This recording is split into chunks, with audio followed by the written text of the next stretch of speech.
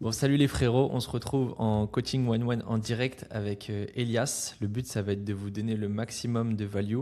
Je laisserai Elias se présenter dans un second temps, mais très rapidement, c'est quelqu'un qui a commencé du coup avril 2025. Donc ça fait quelque chose comme 7-8 mois quoi, à peu près que tu as commencé. Du coup, traverser du désert entre guillemets depuis le début, pas Ouais. forcément de gros résultats concrets.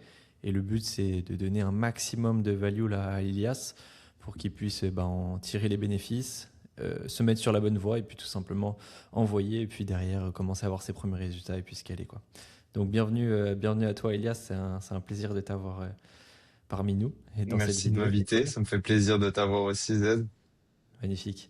Est-ce que tu peux te présenter du coup rapidement pour tous ceux qui nous écoutent, juste faire le petit track record de quand est-ce que tu as commencé l'e-com, voilà, juste mettre un peu Ouais. de base et de contexte. Ouais. Bah, moi, je m'appelle Elias. J'ai 25 ans. Niveau e-com, j'avais commencé, je veux dire, avec la formation de Yomi à Ok. l'époque, en 2022. J'avais lancé une boutique en organique qui n'avait pas forcément fait de vente. Ensuite, j'ai mis ça de côté pour faire d'autres activités entrepreneuriales. Et ensuite, je suis revenu à l'ICOM en baillant de la formation en avril 2025. Et Ok. du coup, ça fait à peu près 8 mois, 9 mois que je suis en grosse traversée du désert. Et voilà un peu pour le topo, pour le brief. Ok. Du coup, t'en es où un peu? Qu'est-ce que tu lances? Qu'est-ce que tu as pu lancer? Quel type de prod? Quel type de stratégie aussi Mm. au global depuis le début? Depuis le début, j'ai pu lancer, je pense, je dirais, je suis à mon sixième, septième shop. Je suis passé par la cosmétique, je suis passé par la fashion, je suis passé sur cosmétique, fashion, fashion utilitaire aussi. Euh, Mhm. et là, en ce moment, bon, je saurais pas tout vous dire sur toutes les niches, mais là, en ce moment, je suis sur de la santé. D'accord, ok, ça marche. Et c'était comment du coup? Comment est-ce que tu t'y prenais pour rechercher un produit avant et maintenant aussi? Est-ce que ça a changé? Est-ce que tes méthodes ont un petit peu changé ou qu'est-ce qu'il en est? Sur quoi tu te bases? Mm. De base, j'avais commencé du coup avec la formation. Ouais, du coup, j'avais commencé avec la formation sur plutôt une vision plutôt marque au départ. Euh, et du coup, c'était plutôt un projet de long terme. Je me basais sur non pas de la data, mais bah, c'était un mélange de data et d'envie. Par exemple, je faisais une recherche Ok. produit sur des gros aux US. Par exemple, ma première boutique de cosmétiques, je m'étais basé sur vraiment des gros shops qui faisaient minimum du 500K, voire 1 million de trafic mensuel.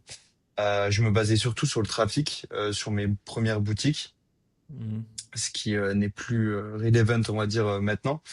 Donc, je me basais sur le trafic et j'avais plutôt cette vision de aller chercher des produits très peu coûteux en termes de COGS et pour aller chercher un maximum de marge derrière et en basant du coup sur le trafic et pas Ok. forcément sur la data publicitaire. Ok, ça marche, ça marche. Et du coup, depuis, est-ce que tu fais toujours la même chose ou comment ça se passe là sur tes derniers prod shop que tu as pu envoyer? Non, du coup, depuis, j'essaye d'aller chercher un peu toutes les informations possibles qui vont dans la stratégie que j'ai envie d'adopter. Cette stratégie, c'est la tienne. Ta stratégie de mass testing, entre guillemets, de niche, me convient mieux parce que tu peux vite aller chercher des boutiques cash flow avec pas tellement de trésorerie à disposition, entre grandes Mhm. guillemets, et tu peux plus faire tes marques, entre guillemets, tu peux plus, comment dire, condenser de l'expérience de shop et de vente Ok. en très peu de temps. Euh, du coup, ouais, bien évidemment, la plupart des gens là, justement, c'est une sorte de tendance là qui se passe en e-com. Il y a la marque qui revient très très souvent parce que bah, ça fait beau vendeur, entre guillemets, et je comprends, tu vois, hein. Je comprends aussi les gens qui se lancent là-dedans, ils se disent que vas-y, ça va être plus stable, que ça va être plus long terme, etc. Enfin, c'est le marketing sur lequel appuient justement ces formats, ces formateurs qui font ça. Il y en a bien évidemment qui fonctionnent très bien avec des marques, et la plupart des gros e-commerçants, mais vraiment les plus, on va dire, les plus lointains, ils sont tous quasiment avec des marques parce qu'en fait, ils sont obligés au bout d'un moment, tu scales tellement fort sur un prod que, bien évidemment, que tu es obligé de comment dire, te professionnaliser et tu as tout un intérêt avec ça parce que derrière, tu as de la LTV qui rentre en compte, tu as tout un tas de choses. Sauf que quand on creuse vraiment, la plupart des gens justement en e-com et même des formateurs qui ont des très belles marques maintenant, ou alors des gens sur les réseaux, ou alors moi-même j'ai rencontré beaucoup d'e-commerçants, que ce soit à Bangkok, que ce soit à Bali, que ce soit à Dubaï aussi notamment, et la plupart des gens très avancés, oui ils ont une marque maintenant et ils font plusieurs millions par mois avec, mais ils ont pas du tout commencé avec des marques, et ils ont tous fait leurs premières armes en fait en dropshipping plus classique, plus cash flow, où ils sont montés en compétence justement en en scaling. Enfin, il y a tellement de choses à prendre en compte avant même de vouloir faire quelque chose de vraiment plus grand. Il faut être meilleur en marketing, il faut être meilleur en ads, il faut être meilleur, ne serait-ce qu'en recherche prod, en délégation, en structuration. Il faut du cash flow aussi pour lancer une belle marque et faire quelque Mm. chose de vraiment solide. Il faut du cash flow, voilà, il faut tout un tas d'expérience. Et c'est ce qui a fait leur réussite après sur leur grosse marque. C'est toutes ces 1 à 2 ans, même parfois 3 ans d'expérience pour certains, vraiment à grinder en mode dropshipping pur, cash flow, mais bien évidemment de la bonne façon. On n'est pas là pour envoyer des produits de merde, on n'est pas là pour faire de la merde. Dans tous les cas, il faut quand même, même si ça reste du drop, il faut quand même que ça reste professionnel, structuré, etc. Mais ouais, c'est le meilleur truc de très loin. Je pense que ça, c'est un des meilleurs moves que tu aies pu faire là depuis le début, on va dire avoir Mm. ce switch de mentalité. Donc voilà, comme ça, tu vas pouvoir beaucoup plus rapidement monter en compétences, beaucoup plus rapidement pouvoir commencer à générer de la trésorerie, scaler des produits. Et parce que en fait, c'est bien de faire des testings et tout, mais la vraie compétence, elle monte en scaling. Parce que c'est là où tu Yes. as beaucoup de choses à gérer. En fait, t'envoies, tu as de la data, et du coup, avec cette data-là, tu vas pouvoir analyser et en faire quelque chose. Alors qu'en Mm. testing, la plupart des gens, ouais, ils testent des trucs, ils testent des créas et tout, mais comme il y a quasiment pas de retour, très peu de ventes, etc., pas de traction, il n'y a pas ce feedback loop de analyser ce que je viens de faire pour pouvoir en tirer quelque chose et améliorer et optimiser, tu vois. Donc voilà, et c'est pour ça que vraiment le scaling, c'est la partie où on scale le plus, enfin, où on scale les compétences. Et donc, partant de ces principes-là, bah, souvent, la phase de testing, on apprend, il y a une petite montée en compétences, mais on est très vite capé et après, on capte très vite. Donc, ok, super, intéressant. Donc, comment tu t'y prends là maintenant tu as dit que du coup, tu as commencé un peu à creuser ma strat. Donc, du Mm. coup, toi, t'es pas un élève de la Zcom, donc tu as Non. fait, j'imagine, avec le contenu qu'il y avait de dispo sur les réseaux, Yes. certainement le Notion Ouais. et tout ce que j'ai pu donner. Donc, qu'est-ce qu'il en est à l'heure actuelle sur quoi, comment tu fais? Genre, comment tu procèdes, par exemple, pour lancer un prod, sur quoi tu te bases, comment tu fais? Bah, du coup, sur ma recherche prod, déjà, je tiens à te remercier parce que le Notion est déjà hyper complet. Je pense que dans la Zadicom, ça doit être encore plus complet. Mais déjà, il y a tout ce qu'il faut dans le Notion. Ouais. Après, bon, c'est pas pour ça que là, je fais un cadeil, mais ça va venir. On Pour espère. te donner un ordre d'idée, j'ai reçu facile, quand je t'ai dit facile, au moins une quinzaine de messages de mecs qui ont au moins fait 2, 3, 4, 5 KD avec le Notion. Et il y en a même Ouais. un dans la Zcom, je savais pas, j'ai appris là il y a pas longtemps. Il avait tapé juste avec le Notion avant de rentrer dans la Zcom. Il a tapé 17 KD, ce malade mental, juste avec vraiment les strates pures du Notion. Bien évidemment, après, il a croisé deux trois infos, c'est pour en scaling, c'est important de croiser les infos après. Mais voilà quoi. Donc oui, si vous regardez ça, juste, on vous remettra si vous voulez le lien du Notion en description, mais il y a déjà beaucoup de choses que j'ai données vraiment gratuitement quoi. Ouais. Donc ok. Et du coup, en suivant le Notion, t'as quand même pas mal de value, t'as quand même pas mal de templates, de trames à suivre pour faire ta recherche prod. En l'occurrence, t'as un tableau dont je me suis inspiré, que j'ai pris, que j'ai copié. Et du coup, je fais ma recherche prod en suivant tout simplement les critères du tableau. Ok. Avec par exemple, je vais aller chercher des concurrents en Europe. Je vais choisir, pas forcément. Dans un premier temps, je vais pas choisir une niche, mais dans ma recherche prod, sur les critères dont je vais me baser sur le tableau, par exemple le reach, ou pas le trafic, mais les likes, du coup le reach et les likes des ads concurrents qui spendent le plus, entre guillemets. Ok. Je Tu vais regardes les likes aussi, en plus du trafic? Franchement, quand en fait j'ai pas assez de data, j'essaye d'aller sur AdSpy pour du coup Quand t'as check. pas assez de data, c'est-à-dire. Bah par exemple quand je vais check des concurrents aux US ou en Ouais. Australie ou en Nouvelle-Zélande ou hors Europe quoi. Et c'est quoi? Ok, hors Europe. Mais du coup, tu vas aller chercher cela hors Europe parce qu'ils ont lancé quelques ads en Europe et que t'as pas de grand-chose à te mettre sous la dent. Ou Exactement, alors c'est c'est... ça. Ok. Alors dans ce cas-là, moi, ce que je te recommande, vraiment, lance juste des gens plus, on va dire, vraiment qui sont en Europe même. Tu peux lancer bien évidemment des concus qui de base sont aux US et qui ont lancé des trucs en Europe. Mais si vraiment ils ont lancé beaucoup de choses en Europe et qui ont pris et qui ont du reach. Sinon, t'amuses pas à aller croiser d'autres infos avec des ads iSpy, etc. C'est pas la meilleure, vraiment, c'est de loin la meilleure des métriques. Les likes, ça veut tout rien dire. Et j'avais fait le test, moi, il y a déjà ça plusieurs mois. J'avais regardé, j'avais ouvert à peu près peut-être 40-50 ads à moi qui avaient bien scalé. Plus ou moins, tu vois, genre même des ads qui avaient scalé ne serait-ce qu'à peut-être à peu près 500 euros au total de dépenses et des ads qui ont dépensé 5 000, 10 000, 15 000, 20 000 ou plus parfois. Et j'ai regardé les likes, ça veut tellement rien dire. Ok. En fait, selon l'ads en elle-même, il y a des ads qui ont scalé de ouf, genre vraiment des ads qui ont scalé peut-être 15-20 fois plus en termes de spend que certaines et qui ont le même nombre de likes, voire même moins que d'autres, tu vois, avec 15, Hmm. 20 fois moins de spend. Parce qu'il y a des ads qui sont peut-être un peu plus émotionnels, les gens ils ont le like plus facile, etc. Donc oui, bien évidemment, quand on voit 35 000 likes, bah tu sais, l'ads elle a scalé, tu vois, genre, il n'y a pas photo, mais la plupart des ads, elles n'ont pas 35 000 likes.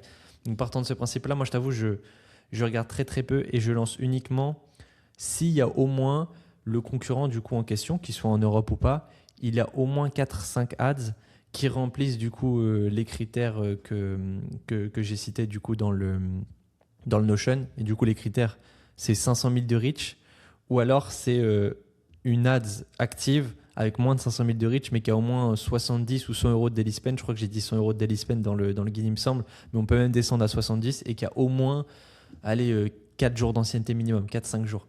Parce qu'en fait, 2-3 jours d'ancienneté, encore une fois, ça veut tout rien dire. Genre, ça se trouve, oui, spend 70 maintenant, mais on le sait, de toute façon, la phase de testing du NADS, de manière générale, c'est entre 2-3 jours, tu vois, souvent. Souvent, quand ça passe 4 jours, l'ADS, elle est à peu près validée. Et quand elle passe 5 jours, normalement, tu es sûr, elle est validée, tu vois, en Hmm. général, dans 95% du temps.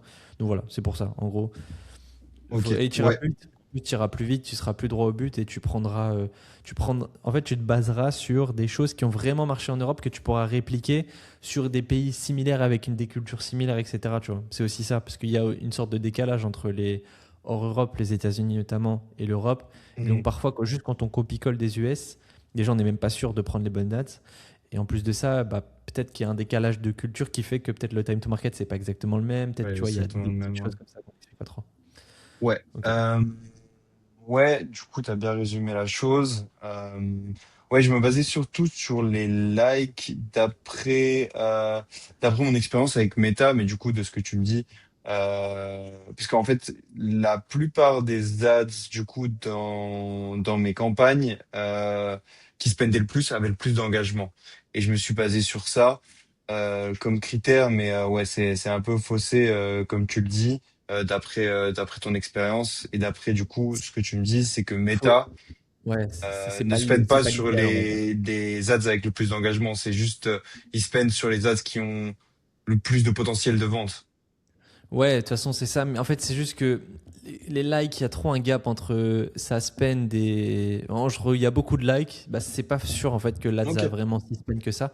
Mais encore une fois, quand tu vois une ads qui a, j'en sais rien, mais peut-être plus de 2000, 3000 engagements, tu vois, de manière générale, l'ADS a quand même un minimum scale, tu vois. Genre, elle s'est pas arrêtée à 152 spend et elle aurait pas eu 2000 GM commentaires au global, tu vois, bien évidemment.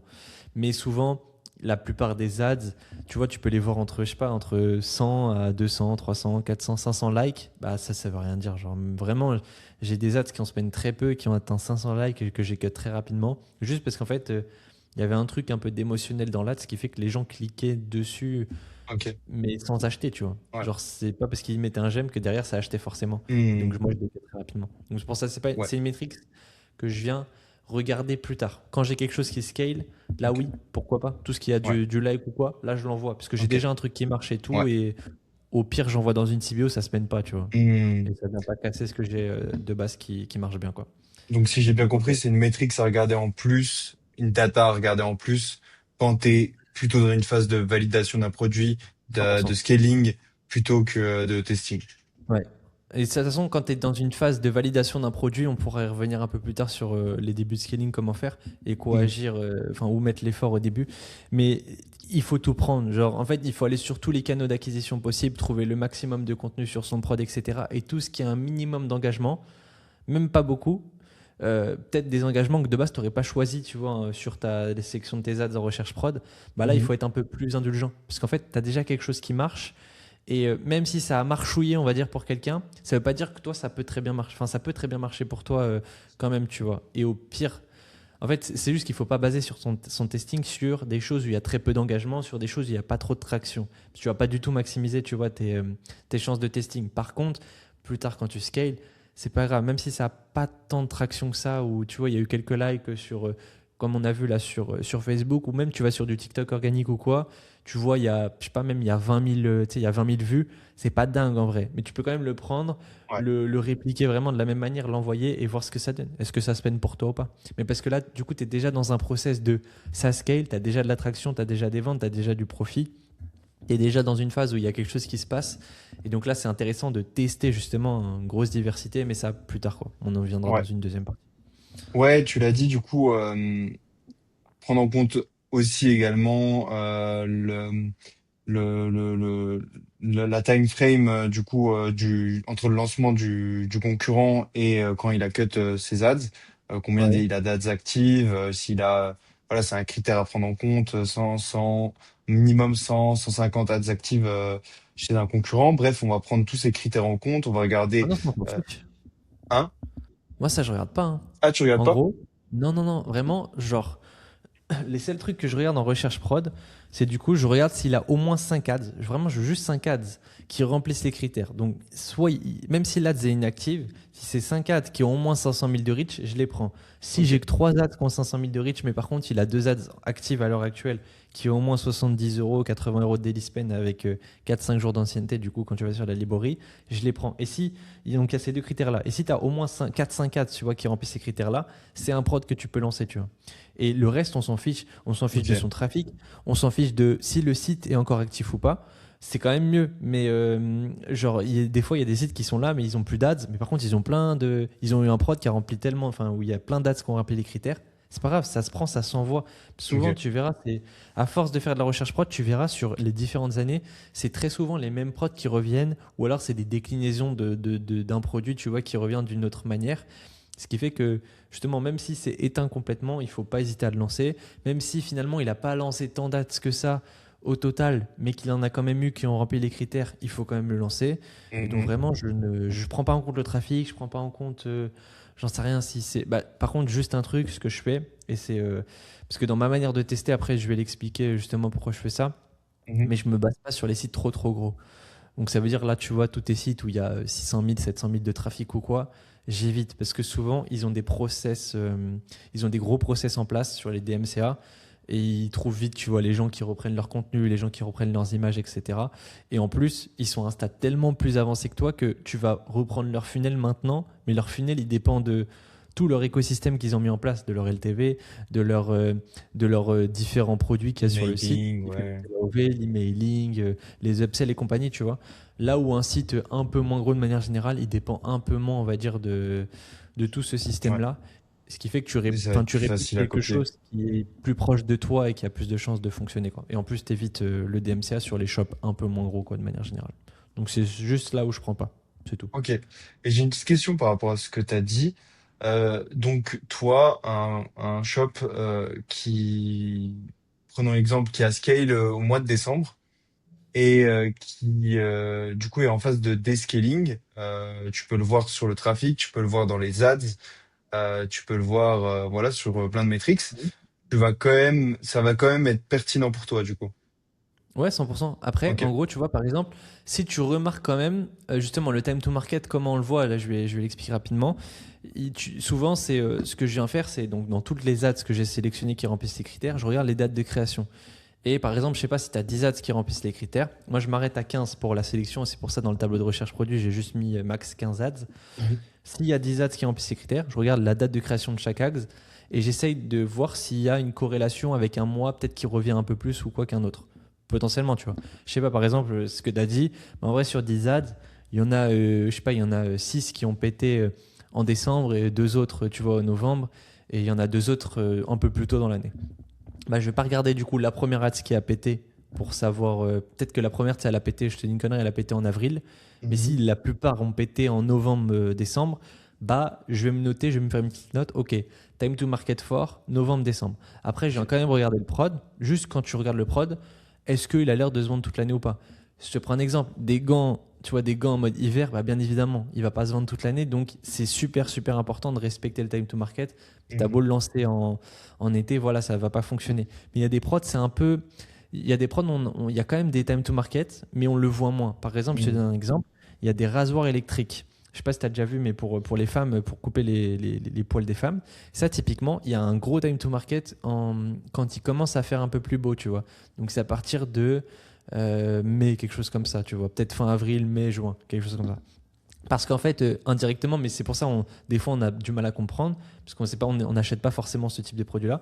Mais en soi, on s'en fout qu'on ait des poils longs, tu vois, sur les jambes ou quoi, l'hiver, parce qu'en fait, on a tous des gros pantalons, on a voilà, des grosses chaussettes, on ne voit rien, tu vois. Alors que l'été, bah, c'est là où tu fais péter, tu peux péter le shirt, tu fais péter la robe, etc. Et donc, tu vois. Et en fait, ça, tu le remarques en regardant la date de création de chaque ad. Tu remarqueras que si tu regardes des tondeuses, bizarrement, sur 15 ads qui remplissent les critères, la plupart, c'est vers du coup juin, juillet, août, mai, etc. Tu vois que ça a pété. Et donc ça, c'est important de le prendre en compte pour essayer de Ok. prioriser justement tous tes prods que tu vas te trouver et les envoyer au meilleur moment possible. Après, ça ne veut pas dire que, par exemple, là on est en février, toi tu as trouvé un prod qui a pété en novembre, admettons. Quand tu le regardes, tu te dis en vrai, bon, ok, il y a les, on va dire le mauvais temps va s'arrêter petit à petit, tu vois, sur l'Europe de manière générale. Il va commencer à avoir, tu vois, des rayons de soleil d'ici mars, quelque chose comme ça. Si tu regardes le prod et tu te dis pas, ah oui, c'est un prod juste full hiver, et qu'en vrai, il peut tourner toute l'année, tu peux quand même le lancer. Si vraiment Mhm. la marge est cohérente, le prod, je sais pas, tu le vois, il a l'air quali, il y a beaucoup de contenu, il y a beaucoup d'ads qui remplissent ces critères et tout, ça se lance quand même et ça peut très bien prendre aussi. C'est pas parce Mhm. que il y a le big time to market en novembre que tu peux pas le lancer non plus pour autant. Donc ça, voilà. Et tu peux le lancer là maintenant, parce que tu as plein de critères qui sont remplis et tout, et ça fait sens pour toi de le lancer. Mais s'il marche pas, tu peux te le remettre à relancer du coup en novembre, tu vois, Mhm. potentiellement. Moi, ça m'est déjà arrivé. Il y a, j'ai un prod en tête, je l'ai lancé 3 fois et c'est la troisième fois qu'il a vraiment pris, tu vois.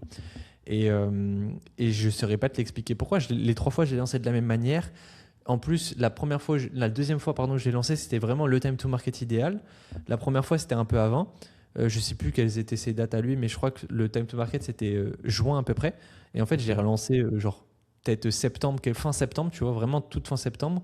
Et il a repris, tu vois. Alors que vraiment, le time to market fort, il était vraiment plein été et tout. Et ça n'avait pas pris pour moi. Et après, j'ai relancé, ça a repris. Et après, c'était du tout droit quoi, sur ce produit-là. Je suis monté assez rapidement dessus. Quoi. Ok. Donc, ouais, ça, c'est important. Ouais, il y a une saisonnalité plus ou moins forte sur tous les produits et il faut Ouais, pas se mettre de barrière mentale par rapport à un produit qui, chez un concurrent, a pété à un moment, mais il faut avoir un minimum de jugeote derrière et, euh, et quand même aller tester le produit, pas se fermer une porte juste parce que 100%. le time to market n'est pas parfait. Exact. Ouais, c'est ça. Juste si tu sais que vraiment ça fonctionne que sur une saison, genre en hiver ou en été et rien d'autre, tu le lances pas, ce serait débile. Mais sinon, si t'es pas sûr, en fait, c'est ça qui est important. C'est pour ça que c'est super important de faire une grosse recherche produit et avoir beaucoup de choses sur son tableau. C'est pas en mode juste t'as deux produits qui se battent en duel où t'as à peu près les critères et du coup t'as pas le choix, t'en as que deux à lancer. Parce que si t'en as 10, 15, 20 d'une grosse niche, tu vois, générale, que tu peux lancer sur un même site, et Mm. du coup, donc tu vas pouvoir prioriser correctement de la bonne manière. Au plus tu as de produits qui remplissent les critères, au mieux tu peux prioriser justement avec ces différentes périodes et au plus tu augmentes tes chances de réussite dans le testing. Alors après, attention, il ne faut pas non plus faire que de la recherche produit H24 pour se dire il me faut 40 produits dans ma liste et tout avant d'en lancer un. Hmm. Non, mais il faut quand même un minimum. Et c'est pour ça que je conseille toujours au moins 8 9 produits d'une niche, du moins sur un site que tu peux lancer. Et ça, on va y venir d'ailleurs, je vais te poser la question par rapport à ça. Hmm. Avant de prendre une décision, tu vois, et de prioriser tel ou tel produit. Et justement, par rapport à ça, tu t'y prends comment sur le site que tu as fait? C'est quoi? T'as choisi une. Est-ce que tu as déjà, du coup, avec la strat, t'es déjà parti sur un site ou alors t'attendais justement de faire une grosse recherche prod pour ensuite partir sur un site? Tu fonctionnais comment? Donc, moi, je me fixe minimum 10-15 produits à lister. Ensuite, je regarde la data sur ces 10-15 produits. Je regarde qui aussi, donc, si j'ai listé 10-15 produits dans le tableau, c'est 10-15 produits qui répondent aux critères de reach, des 504 reach, etc., etc. Donc, entre guillemets, c'est tous des produits qui sont data verified, data check. Voilà. Mhm. Donc, les critères qui va faire que je vais choisir un produit, ça va être d'abord la niche de un. Je veux une niche qui soit assez large pour tester si ce premier produit ne prend pas, aller tester vite d'autres produits Ok. qui sont dans la même niche et que je peux T'as déjà, mettre sur le même shop. t'as déjà des niches de prédéfinies ou alors tu te dis, vas-y, en vrai, quand je vais envoyer mon premier produit, je ferai du coup une niche large par rapport à ce produit-là et ensuite, si j'en trouve d'autres, j'enverrai dessus. C'est quoi un peu ta réflexion par rapport à ça? Bah déjà pour moi bah déjà pour moi le produit dicte la niche. Ok. Donc tu pars d'un produit, une fois que tu veux lancer un prod, du coup tu te fais un site large sur une niche large quoi. Et ensuite, s'il marche ou enfin voilà, s'il marche pas admettons et que tu dois en lancer d'autres, du coup tu vas relancer d'autres produits sur la niche, c'est ça en gros? Euh, non, je suis plutôt du coup je par exemple disons on va prendre un exemple je lance une semelle orthopédique par exemple. Donc je vais pas en fait je vais directement essayer de brander un tout petit peu, d'avoir un aspect plutôt santé sur le site pour Mhm. aller chercher d'autres produits santé par la suite et pas forcément si je vois que j'ai un produit, je sais pas moi, décoration dans mon tableau produit, bah je vais pas forcément lancer ce produit décoration sur mon site santé. Ok. Je vais, oui, du coup sur mon site santé, je vais plutôt aller chercher des supports pour les genoux que j'ai listé aussi dans mon tableau. Aussi, j'ai pas assez de produits santé. En fait, le truc, c'est que je fais en sorte que il y ait au moins 3 4 voire 5 produits de la même niche dans mon tableau de Ok. produits pour avoir des cartouches Ouais, pas juste d'avance. faire un site une fois et devoir recommencer parce que Exactement, t'as rien d'autre sous le coude. Ok. exactement. C'est ouais, ok, c'est une très bonne façon de penser ça. Après, moi, j'aime bien, je t'avoue, partir d'une niche de base. De toute façon, les niches, c'est simple. Il y en a quatre pour être vraiment large et je vais expliquer justement pourquoi. On dit niche large et tout, tu vois, on parle pas de monoproduit ou quoi que ce soit. Et je vais expliquer rapidement mon point de vue par rapport à ça. C'est juste qu'au début, il faut savoir privilégier en premier lieu la flexibilité et savoir justement, comme tu as dit, pouvoir lancer des choses plus rapidement enfin plus rapidement, mais de façon cohérente. Parce qu'en fait, le branding, que ce soit en monoproduit ou alors en mini-site de niche, tu vois, très niché autour d'un prod, ça a que très très très peu d'impact sur les résultats. Et je l'ai déjà fait. J'ai vraiment lancé déjà des prods sur des homepages. Il n'y a rien. Il n'y a rien dans la homepage. Il n'y a vraiment rien. Tu regardes le site, il n'y a que dalle. Il y avait des collections. C'est des what the fuck, genre rien à voir. Et pourtant, j'ai réussi à monter le prod, enfin des prods comme ça, à 4 5 6 7 KD, tu vois. Après, bien évidemment, j'ai un intérêt à brander et tout au bout d'un moment parce que peut-être qu'avec le branding, tu vas chercher 0,1, 0,2, peut-être 0,3 grand max de ROAS en plus. Mais sauf Mhm. que sur un testing, 0,2, 0,3 de ROAS, c'est pas game changer, ça ne change rien du tout à ton testing, tu vois. Que tu sois à 0,6 ou que tu sois à 0,8, le résultat il est le même, tu vois, tu perds de l'argent dans tous les cas. Donc tu perds peut-être 5 euros en moins, tu vois, mais ça change rien, tu vois. Et du coup, le temps que tu vas mettre justement à passer de l'effort dans ton branding par rapport à aller vite justement et bien, vite, bien dans tester un produit et ensuite en tester un autre, tu iras beaucoup plus vite et tu trouveras quelque chose enfin, voilà, beaucoup plus rapidement, quoi. Donc mieux vaut privilégier la flexibilité, prendre quelque chose de large, un nom de domaine très large sur la niche, comme tu as dit. Ok, tu t'es fait un début de recherche prod, tu vois que là, il y a pas mal de prods santé qui sont intéressants. Boum, tu as raison. Site vert, nom de domaine très large, tu vois, sur la santé qui peut passer partout sur tous les prods santé. Et boum, j'ai 5-6 prods là, niche santé, j'envoie tac. Et comme ça, tu as déjà tout paramétré. Tu as paramétré tes flow mail, tu as paramétré des upsells si besoin, mais comment dire, tu as standardisé tout ça. Peu importe si tu lances ce produit-là ou ce produit-là, tu n'as pas à aller changer les mails, tu n'as pas à aller changer les upsells, etc. Tu vas vite, tu vois, tu vas droit au but. Le seul truc que tu as à faire, c'est nouvelles fiches produits, nouvelles ads, nouvelles campagnes, boum, t'envoies, tu vois s'il y a de la traction ou pas. Et s'il y a un minimum de traction, tu forces dessus. Si on n'a pas, il ne faut pas trop forcer dessus au début, tu vois. Et ça, c'est un autre point justement que je voulais aborder. Mhm. Euh, En fait, tu sais, justement, dans les strates un peu de ce que font les formateurs qui enseignent, tu sais, sur les strates marques un peu, Mhm. souvent c'est genre, tu prends un produit et tu le torches dans tous les sens pour le faire péter, quoi. Et au bout d'un moment, il pètera. Et ils ont raison en soi, au bout d'un moment, il pètera. C'est juste que quand il va péter, tu sais pas combien tu auras perdu d'argent. Ça se trouve, Ouais. tu n'auras plus de thunes, tu n'auras plus de tal, tu n'auras plus rien du tout. Ah ouais. Parce que parfois, quand il n'y a pas de traction sur un prod, c'est quand ça veut pas, vraiment ça veut pas. Et t'as beau faire la même chose que d'autres qui ont réussi, etc. Ça ne voudra pas pour toi. Et peut-être que tu vois, genre, par exemple, prenons le cas où tu as toi, Elias, moi et je sais pas, un mec, un mec numéro 3, tu vois. On lance tous les trois la même chose sur le même marché au même moment, tu vois, ou un ou deux jours d'intervalle, admettons.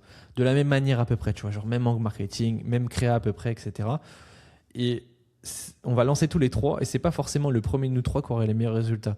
Ça se trouve, moi je vais lancer en premier, résultat catastrophique. Genre vraiment, j'ai beau dépenser 500, 600 euros sur le prod, quasiment pas de vente, une ou deux, vraiment stade dégueulasse. Toi, peut-être tu vas lancer en deuxième, tu vas être là en mode ok, le testing il part direct day 1 ROAS 2,5, day 2 ROAS 3,4, day 3 bon peut-être un peu moins et day 4 ROAS 4 et boum, tu pars direct en scaling. Et peut-être que le dernier, bah, il va lancer de la même manière, mais il va galérer.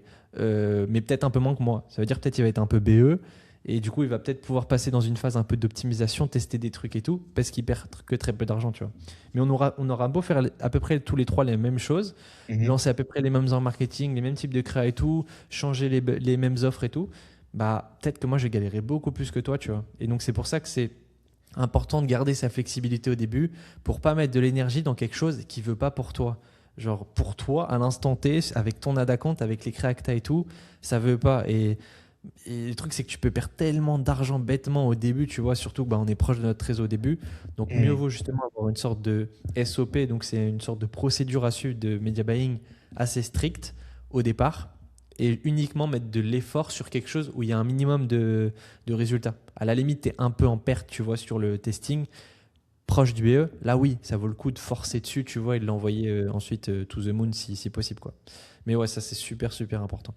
Je reviens sur ce que tu as dit, du coup, pour tous ceux qui disent et qui prônent le fait de donner de la data et d'acheter de la data à Meta, pour qui comment dire, qu'il ait assez de data du coup pour connaître ton bailleur, ton dream buyer, Mhm. pour qu'il accumule assez de data. Bref, les personnes qui disent qu'il faut spend minimum 3 à 5 6 jours, même si tes stats sont dégueulasses. Donc toi, c'est pas du tout la strat que tu prônes. Non, pas du tout. Je dis Voilà. pas. En fait, tu vois, moi je suis d'accord. On peut faire péter n'importe quel produit et ça à 100%. 100%, tu vois. C'est juste que exactement ce que j'expliquais avant. Il y en a qui vont le faire péter genre 10, 15, 20, 30 fois plus rapidement que toi. 10, 15, 20, 30 fois plus simplement que toi aussi. Mhm. Alors que vous avez fait à peu près la même chose, tu as fait des choses cohérentes et tout, tu vois. Et bien évidemment, si tu continues à forcer dessus, au bout d'un moment, tu le feras péter. Mais le truc, c'est combien est-ce que tu es prêt à perdre avant de le faire péter, tu vois. Et la plupart des gens, ils sont pas prêts à perdre beaucoup, tu vois. Bien évidemment, si tu as, 44 côtés, et bien évidemment que tu vas le faire péter ton produit, tu vois. Au bout de 1000, 1500, 2000, 3000 euros de perte, bien évidemment, je te le fais exploser dans tous les sens, tu vois. Et ça peut être une strate cohérente, mais pour la plupart des débutants, ça ne l'est pas du tout. Parce qu'en fait, j'en connais beaucoup, hein. Là, notamment, il y en a un dans la Zcom. Il m'envoie un message. En gros, il m'envoie un message Discord. Il me dit, je comprends pas. Je suis là depuis le premier drop. J'ai perdu 5000 euros. Je suis, what the fuck? Attends, c'est bizarre. Du coup, je l'appelle, tu vois, pour essayer de voir ce qui s'est passé. Qu'est-ce qu'il a pas fait, etc. Ou qu'est-ce qui s'est passé. Et en gros, en fait, en creusant le truc avec lui, au début, du coup, il a employé les strats de la Zcom, il a envoyé quelques prods, ça n'a pas forcément pris. Et en fait, il y a un pote à lui qui a tout pété là en e-com avec une brain, justement, là, il n'y a pas longtemps. Ça faisait longtemps il forçait, tu vois, sur sa brain, qui lui a dit, il y avait un prod où il avait vite fait des ventes, tu vois, mais rien de bien méchant. Mais c'est vrai qu'en le regardant le prod, il avait le potentiel, tu vois, de faire plusieurs millions, tu vois, ce prod-là. Et en fait, son pote lui a dit de forcer dessus comme un fou. Et en fait, sur ces 5000 balles, bah, il a peut-être perdu au moins 3000 balles faciles juste sur le prod, tu vois. Et il l'a jamais fait péter. Et Ok. ça se trouve, moi, j'aurais lancé son prod. Peut-être que là où toi, tu lances son prod demain, vraiment copier-coller, bête et méchant, peut-être tu montes à 5 de ROAS comme Hmm. ça en 2-2. C'est juste, il y a des trucs qui s'expliquent pas. Ouais. Et en fait, l'attraction, elle vient sur un prod et tu le sens quand elle est là. Et quand elle est pas là, justement, il faut savoir aussi le sentir. Et tu sais, c'est comme avec une meuf. Si elle veut pas, tu vois, ça n'a rien de forcer. Tu auras beau forcer et essayer de la charmer de tout ce que tu veux, Ouais, tu vois. ouais. Elle veut pas, tu vois. Genre, Ouais. peut-être, peut-être dans 3 ans, à force, tu vois, de faire le galant, elle voudra. Mais est-ce que tu es prêt à 33 4 ans, tu vois, avant que ça pète, enfin, que ça marche? Bah, du coup, c'est pareil, tu vois, un peu dans les coms. Ouais, Donc voilà. le truc, je pense, c'est que tout le monde veut un peu justifier et avoir le contrôle, entre guillemets, genre si ton testing n'a pas marché, c'est que t'as pas fait des assez bonnes ads. C'est Mais que, je comprends. euh, en fait, tout le monde veut justifier du coup. Et d'un côté, c'est justifiable, et d'un autre côté, il y a aussi toute la partie aléatoire. Faut pas oublier qu'on vend à des humains. Faut pas oublier que des fois, bah, des gens, ils ont envie d'acheter, des fois, ils ont pas envie d'acheter. Des fois, l'algorithme de Meta, il va te mettre plus en avant. Des fois, il va un peu moins te mettre en avant. Et je pense Mm. qu'on fait tous, pas cette erreur, mais on a tous ce biais psychologique, entre guillemets, de toujours juste vouloir justifier un testing ou un scaling Non, mais qui a pas après, c'est normal, c'est forcément. humain, tu vois. Ouais, Et ouais, en même temps, je comprends parce que tu as envie de comprendre pourquoi et qu'est-ce qui a fait que ça fonctionne pas c'est trop ça. et aller en profondeur, tu vois, pour essayer de t'améliorer. Mais malheureusement, en fait, vraiment, je te jure, en ayant rencontré tellement de monde dans l'e-com, la plupart des mecs qui ont fait des millions avec un shop ou plusieurs shops parfois, ils relancent un testing vraiment demain de zéro, ils sont quasiment au même stade que toi. C'est-à-dire que le taux de Hmm, réussite sera à peu près le même. C'est juste que hmm, peut-être ils ont beaucoup plus d'argent maintenant pour forcer comme des porcs dessus et bien évidemment que ça pète, tu vois. Mais ouais, c'est le seul truc qui différencie. Parce que vraiment, le 0 à 1 en e-com, il y a une grosse part de chance. Même si on fait bien les choses, etc., malheureusement, il y a toujours cette part de chance qui existe parce que bah, on est régi, enfin c'est un algo entre guillemets qui nous dicte. Et c'est Zuckerberg qui dit, ok, bah là tiens, on va trouver les bons clients ici, là on va pas trouver les bons clients entre guillemets. Et donc on a quand même voilà, on est soumis par un algo et par méta. Ce hmm, qui fait qu'il y a une belle part de chance parfois. Et il y a plein de mecs que je connais qui ont fait plusieurs millions sur plein de shops. Enfin, sur pas plein de shops, souvent c'est un ou deux. Et c'est juste, ils ont eu un coup de chance au début, il y a eu la bonne traction. Et après, par contre, ils ont été smart, ils ont été bons pour ouais. continuer à persévérer sur ce prod-là, continuer à optimiser un peu plus que tout le monde, envoyer plus de créa que tout le monde, envoyer de la meilleure qualité. Et c'est comme ça qu'ils ont fait, tu vois, plusieurs millions, bien évidemment. Mais au Hmm, début, ça part d'un petit coup de pouce, tu vois, qu'on leur a donné et qu'ils ont su saisir, tu vois. Et le truc, c'est que c'est ça, en fait, si t'es pas. Déjà, il faut quand même une bonne. Même s'il y a de la chance, il faut quand même une bonne strat de testing, puis sinon on peut juste perdre tout son argent bêtement avant même de réussir quoi que ce soit. Mais ouais, c'est juste ça. Faut juste le comprendre et juste se dire parfois, ok, ça veut pas, je force pas, et ça sert à rien parce que la plupart du temps, vous allez juste niquer votre trésor pour rien. Et au bout de 6 mois, 8 mois, même pas des fois avant, vous aurez juste arrêté l'e-com parce que ça vous aura dégoûté, quoi. Vous aurez eu aucun retour. Donc ouais, c'est compréhensible. Ok. Donc là, admettons, je te prends un cas. Donc en vrai, là, tu as à peu près toutes les cartes en main de façon pour au niveau testing. Vraiment, il n'y a rien de enfin, vraiment, c'est juste simple. C'est juste sélectionner bien les prods. Comme je t'ai dit sur le time to market, s'il y en a un, enfin, si c'est cohérent, priorise ceux-là, ces prods-là qui ont un bon time to market qui viennent. Il faut un minimum de marge. Ça aussi, c'est quelque chose qui revient souvent. C'est justement, les gens veulent des prods qui ont genre x5, x6, x7, tu vois, de marge. Et je comprends, tu sais, c'est les genres de prods, bah forcément, tu as un BE un peu plus bas et tout, et c'est cool, tu hmm. vois. Alors, C'est si plus ça prend, simple. c'est plus simple, t'es Gucci, quoi. Si ça prend, t'es Gucci. Mais la plupart du temps, justement, ces prods qui ont autant de multiplicateurs x6, x7, x8, souvent, c'est des grosses marques qui sont implantées depuis très longtemps et qui ont quand même bien digue le truc avant de réussir à être rentable potentiellement sur ce prod-là. Et en fait, c'est juste humain, mais au plus le prix est bas, au plus c'est facile de vendre. Genre vraiment, c'est bête et méchant, tu vois. Après, bien Hmm, évidemment, si tu vois sur la data que le mec, il vend à tel prix, que le COGS, il est à tel prix, et que ça marche, et il y a une raison, tu vois, pourquoi ça marche, et potentiellement, ça peut être smart de se baser sur le même prix que lui. Et de toute façon, moi, quand je trouve un prod, je me base toujours sur le même prix et sur la même offre qu'a fait la personne, tu vois. Parce ça marche pour lui comme ça à l'heure actuelle dans l'état des choses, avec ce funnel-là, avec ces créas-là, tu vois. Et c'est là où j'en viens à un point de la manière de tester. C'est en mode, moi, en fait, sur un testing, vraiment, je traduis juste sur un autre marché et j'envoie, tu vois. Bête et méchant. Et là, justement, c'est un autre point que souvent les gens disent en mode, ouais, mais les CPM méta et tout, ça fait quoi? Ça fait rien du tout, vraiment, ça change rien. Si vous avez des CPM hauts, c'est juste que. En fait, il y a tellement de critères qu'on maîtrise pas. Genre, il y a la niche, il y a Ouais. les concurrents directs, indirects, il y a le marché, il y a l'état actuel du marché, il y a le produit que tu lances, il y a tellement de Côté choses que. marketing aussi. Ouais, ouais, mais il y a tellement de trucs que c'est impossible de genre justement de cibler le CPM et vraiment le faire baisser à part juste spend un peu plus tu vois, avec le temps. Donc bon, même si vous avez des hauts CPM, c'est pas très grave, ça peut quand même marcher avec 30, 40, même des prods à 50 balles des fois de CPM sur le marché, sur les marchés francophones, les marchés européens, des fois ça passe et ça te permet de valider. Donc ça voilà, il faut pas avoir un peur on va dire du copier-coller. Et oui, c'est la meilleure façon de faire. Pourquoi? Parce qu'en fait, tu reprends l'exact même funnel que le mec a réussi à valider. Et Ouais. genre, c'est pas juste les créas ou juste un angle, tu vois, qui sont importants, c'est tout l'ensemble du funnel. C'est-à-dire, c'est sa fiche produit, c'est son offre, c'est ses créas à l'intérieur, le wording utilisé, la manière dont, je sais pas, le format des créas et tout. Et la plupart des gens, tu sais, justement, quand tu es en mode strat de brand, bah, tu veux faire à ta sauce quand même. Tu sais, tu veux modifier un truc pour que ce soit toi qui l'ait créé, tu vois, de zéro. Hmm. Et sauf que bah, la plupart des gens, vous n'avez pas le niveau, entre guillemets, de réellement comprendre quoi changer pour toujours avoir le même résultat, tu vois. Même si tu Ouais. fais une analyse marketing et tout, tu as beau avoir même fait une bonne analyse, tu as beau quand même changer des trucs quand tu lances, vraiment, tu repars de zéro. Genre, tu as toujours cette chance au départ. Et donc, autant Hmm. du coup aller plus vite sur ce testing, juste prendre one-one, prendre tout le funnel dans son intégralité, reprendre la même offre, reprendre les mêmes créas, reprendre la même landing page et tout, parce qu'il l'a validé de cette manière-là. Et donc, on augmente ses chances de réussite en faisant ça. Après, bien évidemment, ça ne veut pas dire que tu vas direct. C'est pas parce que tu reprends tel quel que ça va fonctionner forcément pour Ouais. toi.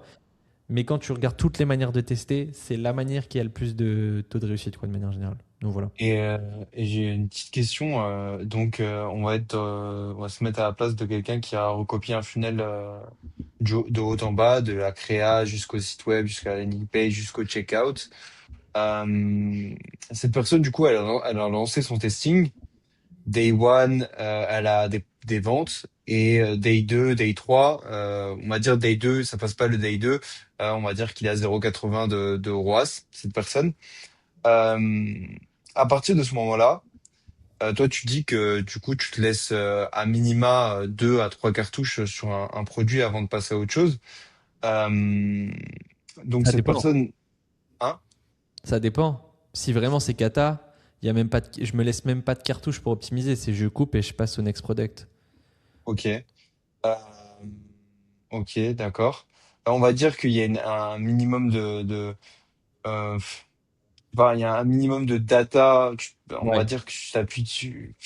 Voilà, on va dire que tu t'appuies un Tu sors de minimum ton sur de la testing, t'es data. un peu en perte, mais c'est rien de méchant, quoi. Mais Ouais, t'as c'est pas de rien de perte de méchant. résultat. Tu sens qu'il y a peut-être quelque chose à aller chercher de plus. Dans ce cas-là, tu te laisses une deuxième cartouche. Dans ta méthode de media buying, on va dire que tu avais lancé une CBO. Qu'est-ce que tu vas changer du coup dans ta deuxième cartouche, Ouais. que ce soit offre, que ce soit créa? Est-ce que tu vas réimplémenter de nouvelles créas dans ton ancienne CBO? Est-ce que tu vas créer une nouvelle CBO? Est-ce que tu vas Ok. changer ton offre? Qu'est-ce Très que tu vas intéressant. faire? Ouais, super intéressant. En gros, donc déjà, je reviens juste sur le fait de quand est-ce que justement, tu forces sur un produit ou pas. C'est quand tu as un minimum de retour. Genre vraiment, c'est pour ça, je vous invite à aller voir la vidéo YouTube là sur le media buying. J'ai donné l'exact même media buying que je donne aussi dans la Zcom. Vraiment le process exact que je suis au clic par clic, genre chaque jour, est-ce que tu coupes, est-ce que tu attends, etc. Vous avez vraiment tout dedans. Et quand même, le media buying, il est à la fois un peu souple au départ et à la fois un peu strict en même temps pour pas justement trop cramer bêtement de l'argent, encore une fois comme on l'a dit, dans des prods où tu as dépensé 100-150 balles, tu même pas une vente ou deux, tu vois, et finalement oui tu pourrais être rentable un jour mais on sait pas quand. Donc voilà, quand ça suit les critères, on va dire, et que tu arrives quand même à sortir de tes 4 jours de testing un tout petit peu en perte ou alors break-even ou un petit peu rentable mais sans plus, c'est très très important d'optimiser et de justement jouer sur des aspects pour essayer de les faire péter. Parce que beaucoup de produits, de mes produits, alors des produits des membres de la Zcom, c'était justement des prods qui marchouillaient, mais rien de méchant. Et avec 2-3 optis, ça peut vraiment exploser, tu vois, du tout au tout. Donc en gros, déjà, première chose, pour savoir où est-ce que tu mets l'accent, parce qu'en fait, il y a deux endroits où tu peux jouer. Il y a les côtés ads et il y a côté site et donc la landing page, tu vois, la fiche produit. Et du coup, au début, c'est juste déjà identifier où est-ce que potentiellement il y a l'air d'avoir plus un problème qu'un autre et où est-ce qu'on vient mettre son grain de sel, tu vois. Donc en gros, là, pour ça, il y a plusieurs métriques à aller regarder. Donc par exemple, tu peux aller déjà regarder ton ROAS, pas ton ROAS, pardon, mais ton CPC. Ça peut déjà te donner un ordre d'idée. Est-ce que tu as un gros CPC ou alors est-ce qu'il est cohérent, tu vois. Si vraiment tu as, t'as 1,30 € de CPC sur les marchés européens, ça fait un peu cher et potentiellement, le problème vient des ads. Et je dis potentiellement parce qu'en gros, je vais expliquer. Ça, je sais pas, c'est une idée aussi. Bah, après, je comprends, tu vois, mais c'est une idée que les gens ont. C'est pas parce que tu as un gros CPC que tu as un problème forcément aux côtés des ads ou même que tu as un problème tout court. Parfois, tu as un gros CPC, mais tu es rentable et tu as plus de 20% de marge et finalement, tu n'as aucun problème. Et c'est juste que tu payes un peu plus cher ton trafic, mais le trafic qui arrive, il est plus qualifié. Donc, en fait, finalement, il achète, tu vois. Donc, on peut jamais être sûr d'où vient réellement le problème parce que peut-être que même tu as un tout petit taux de conversion, tu vois, sur ton site, mais c'est peut-être pas un problème. Peut-être que tu es rentable aussi. Et oui, peut-être c'est un truc sur lequel tu peux essayer de jouer, mais parfois c'est pas juste en changeant des trucs sur la landing page qu'on vient jouer sur le taux de conversion. Peut-être tu as lancé une nouvelle créa qui va aller chercher du trafic plus qualifié, on va dire, et finalement ton taux de conversion il va péter du tout au tout en n'ayant rien changé, tu vois, sur ta LP. Donc ça déjà c'est important de comprendre, mais bien évidemment de manière générale, quand tu as un petit taux de conversion ou quand tu as des gros CPC, petit taux de conversion ça veut dire que le problème vient peut-être un peu plus du site et gros CPC un peu plus des ads, tu vois. Donc si tu as des gros CPC, bah moi, ce que je viens faire, d'abord, c'est je viens juste renvoyer des nouvelles créas. Donc, de base, j'ai ma CBO que j'ai créée, une CBO en ad set, je mets tous mes ads dedans. Je fais aussi un petit aparté pour ça, parce que c'est important. Le media buying, en vrai, ça a quasiment pas d'impact. Il y en a qui marchent avec des ABO, il y en a qui marchent avec des CBO, il y en a qui marchent avec plusieurs CBO, il y en a qui marchent avec plusieurs ad sets dans la CBO. Bref, en rêve, faites ce qui et le mieux, on va dire, le plus cohérent pour vous. Juste, moi, maintenant, je reconnais quand même vraiment la CBO pour les plus débutants. Même d'un point de vue budget, c'est mieux, tu vois. C'est genre, tu as alloué tant de budget au total et Meta, il décide à l'intérieur de ce qu'il fait. Mais au moins, tu spends pas trop comme un porc, tu vois. Parce qu'en ABO, tu dois spend beaucoup plus de manière générale. Donc, ça, voilà. Donc, tu as ta CBO de base, tu as ton ad set. Et juste, si tu dois rajouter, je suis dans une cartouche du coup d'optimisation, bah, je vais rajouter 2, 3, 4 créas, tu vois. Enfin, 3, 4 en général le lendemain si possible dans ma CBO et je vois ce qui se passe au bout d'un 2 jours. Est-ce que ça a changé quelque chose? Est-ce qu'il a spend d'ailleurs? Est-ce qu'il a continué à spend mais peut-être finalement les résultats sont optimisés? Si oui, bah go, on peut partir potentiellement en scaling. Sinon, ça n'a toujours rien changé, voire même les résultats sont dégradés. Bah, je viens du coup me laisser une autre cartouche et dans ce moment-là, en fait, c'est un peu compliqué, mais j'ai les cartouches à la fois si le problème de base vient des ads et si le problème de base vient du site, tu vois. Et selon ça, bah, je commence par quelque chose, mais après la finalité, je viens faire la même chose à chaque fois. Je vais t'expliquer justement, parce qu'il y a juste deux choses qui ont réellement de l'impact sur tes résultats, c'est tes ads et ton offre dans ta fiche produit. Le reste, ça a que très très peu d'impact sur les résultats, tu vois. Du moins, si on prend toute la fiche produit à l'intérieur, que ce soit les images du carrousel, ça a un peu d'impact, mais pas tant que ça. Et tout ce qui est en dessous du bouton ajouter au panier, ça a très très très très peu d'impact parce qu'il y a très peu de monde qui viennent en dessous de ça et qui se baladent dessus, tu vois. Et On va donc, partir du principe, désolé de te couper, on va partir du principe que tu as un minimum de traction et c'est pour ça que tu te laisses d'autres cartouches. Donc les petites améliorations en mode carrousel, voilà, c'est pas ce qui va t'apporter le plus de performance derrière, c'est exact. l'offre et les créatives. C'est ça. Bah, en fait, comme tu es dans un stade où ça marchouille un peu, mais il faut que tu fasses péter la chose, tu vois. Tu n'es pas là pour aller chercher 2% de profit en plus sur la journée, tu vois. Et de toute façon, tu peux pas. Tu as trop peu de volume par jour pour vraiment faire des micro-optimisations, ça sert à rien. C'est comme le move de base de privilégier sa flexibilité, parce que ça a beaucoup plus d'impact sur tes résultats, plutôt que de trop bombarder un seul prod qui n'a pas envie. Là, c'est la même chose. tu vas éparpiller ton énergie et tes efforts à juste faire des micro-optimisations. Ça aura que trop peu d'impact et ça va pas te faire réellement péter. Si vraiment tu veux faire péter le prod, c'est soit les ads, soit l'offre. C'est vraiment ça qui peut faire péter la chose du tout au tout, tu vois. Donc autant mettre son énergie au bon endroit. Et ça, c'est trop important quand on fait de l'e-com. C'est au plus tu avances, au plus il faut comprendre justement où est-ce que c'est important de mettre son énergie. Parce que bah, tu peux peut-être passer beaucoup de temps à faire un logo, beaucoup de temps à faire ta homepage de site et tout, c'est bien, mais sur le papier, ça t'a rien fait apporter en plus, tu vois, ça vaut rien, tu vois, c'est pas tangible et ça te fait pas vraiment péter tes résultats. Donc c'est pour ça. Et il y a un gros écart qui se crée, tu vois, au bout de 6 mois, un an et demi, 2 ans, entre ceux qui travaillent sur les bonnes choses chaque jour et qui priorisent ce qui a réellement de l'impact sur leur business, et ceux qui travaillent, mais vas-y, travailler un peu sur des trucs, ça sert à rien, tu vois. Au bout de 2 ans, il y a un écart de malade mental qui se Hmm. crée. Et c'est juste en réfléchissant comme ça. Vous renseignez-vous, genre d'un point de vue CRO, c'est qu'est-ce qui a le plus d'impact, tu vois. Et de toute façon, je vous le dis, c'est juste l'offre, c'est l'image de carrousel. Et aussi, quand on a quelque chose qui marche, on vient jamais changer le reste, tu vois. On change juste l'offre si vraiment on bloque et on doit péter, péter. Ouais. Moi, je dis, du coup, du coup, on passe sur ce principe, du coup, de se laisser une cartouche.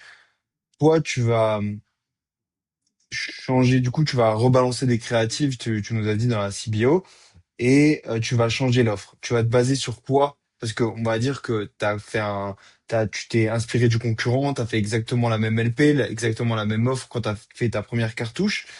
Et du coup, tu as fait exactement les mêmes créatives, mais qu'est-ce que tu vas apporter de plus sur ces deux, trois cartouches Ok. pour aller chercher ce que t'as pas su aller chercher sur ce premier testing? Ok, donc en gros, déjà, je vais juste finir les cartouches pour comprendre justement la chose et ensuite expliquer sur quoi réellement tu te bases.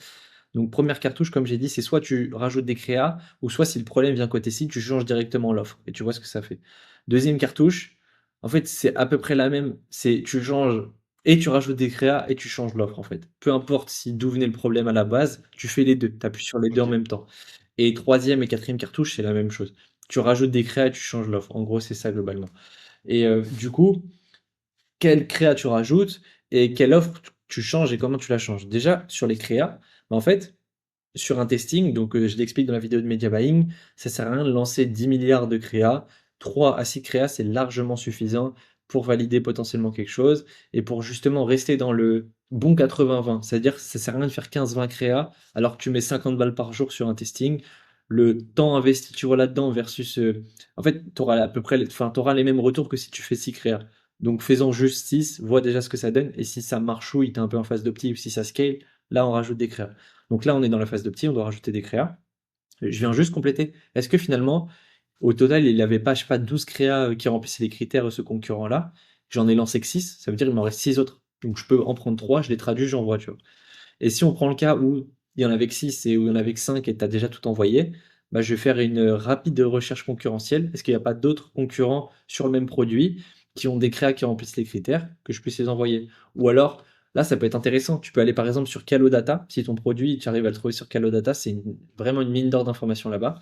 Tu vas regarder est-ce qu'il n'y a pas des concurrents qui tournent sur Calodata où il y a de la bonne, où il y a des créas justement de Calodata qui ont spend un minimum.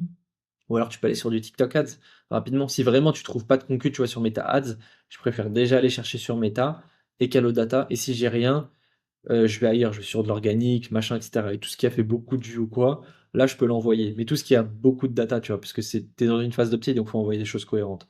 Mais souvent, quand tu sélectionnes les bons prods, comme beaucoup de contenu et tout, bah t'as quand même de quoi lancer. Et donc finalement, t'as lancé ouais, Secret au début, tu prends 3 nouvelles du même concurrent, tu traduis, t'envoies bête et méchant. Et voilà. Donc ça, c'est au niveau des créas.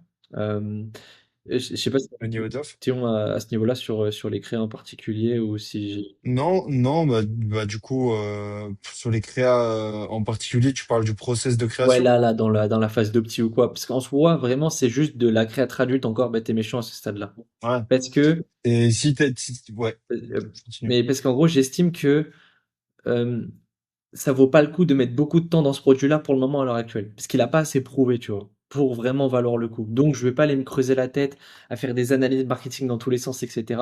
Pour le moment, je vais juste droit au but. Et le jour où il monte plus de signaux, là, oui, je vais mettre tout mon cerveau dessus et on va le faire exploser, tu vois, encore plus, quoi.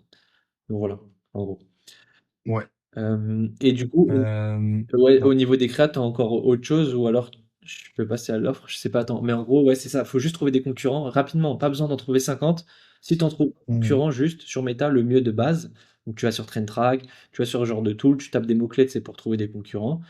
Euh, Dès que t'en trouves, pareil, des ads qui remplissent les mêmes critères que de base, donc 500 000 de reach au moins.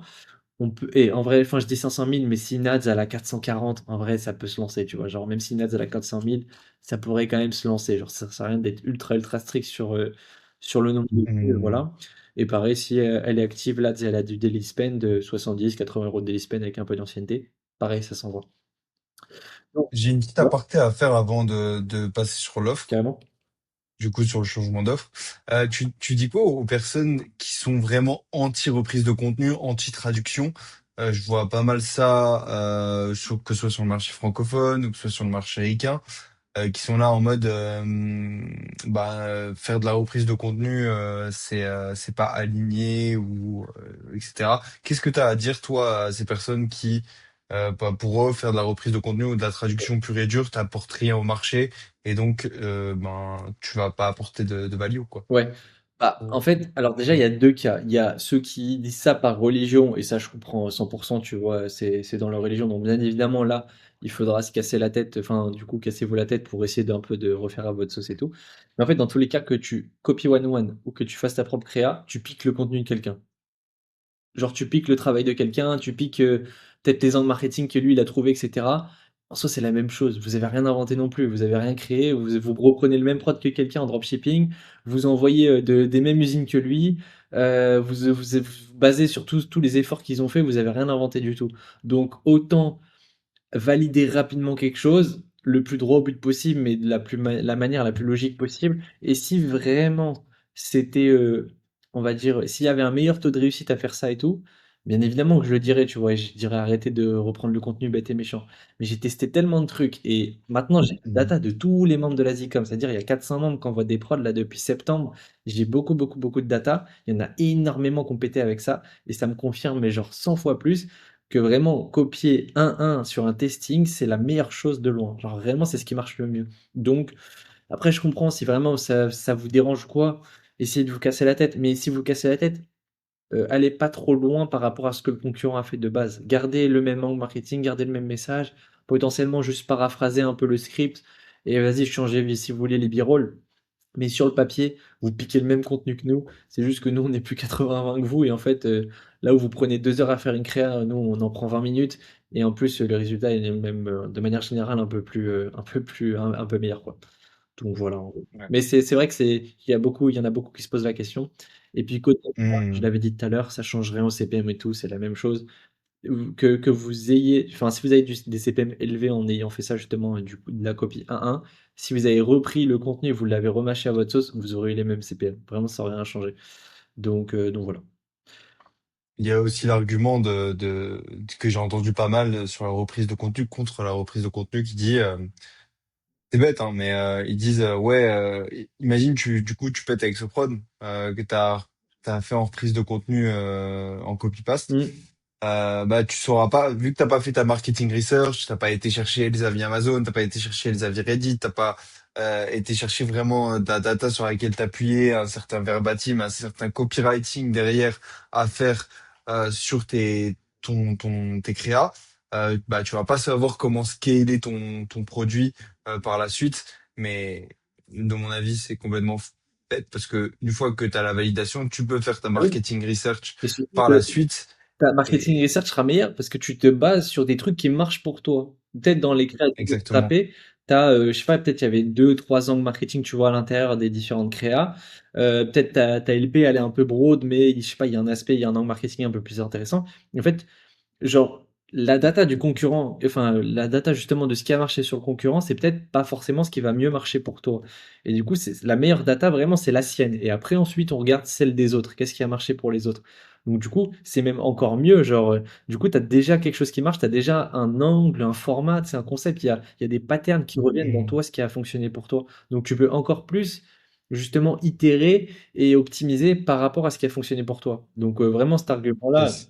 Et par contre, il y a un argument, justement, il y a un autre argument que je vais remettre sur la table et qui vient souvent, et c'est souvent l'argument principal des gens, c'est le DMCA.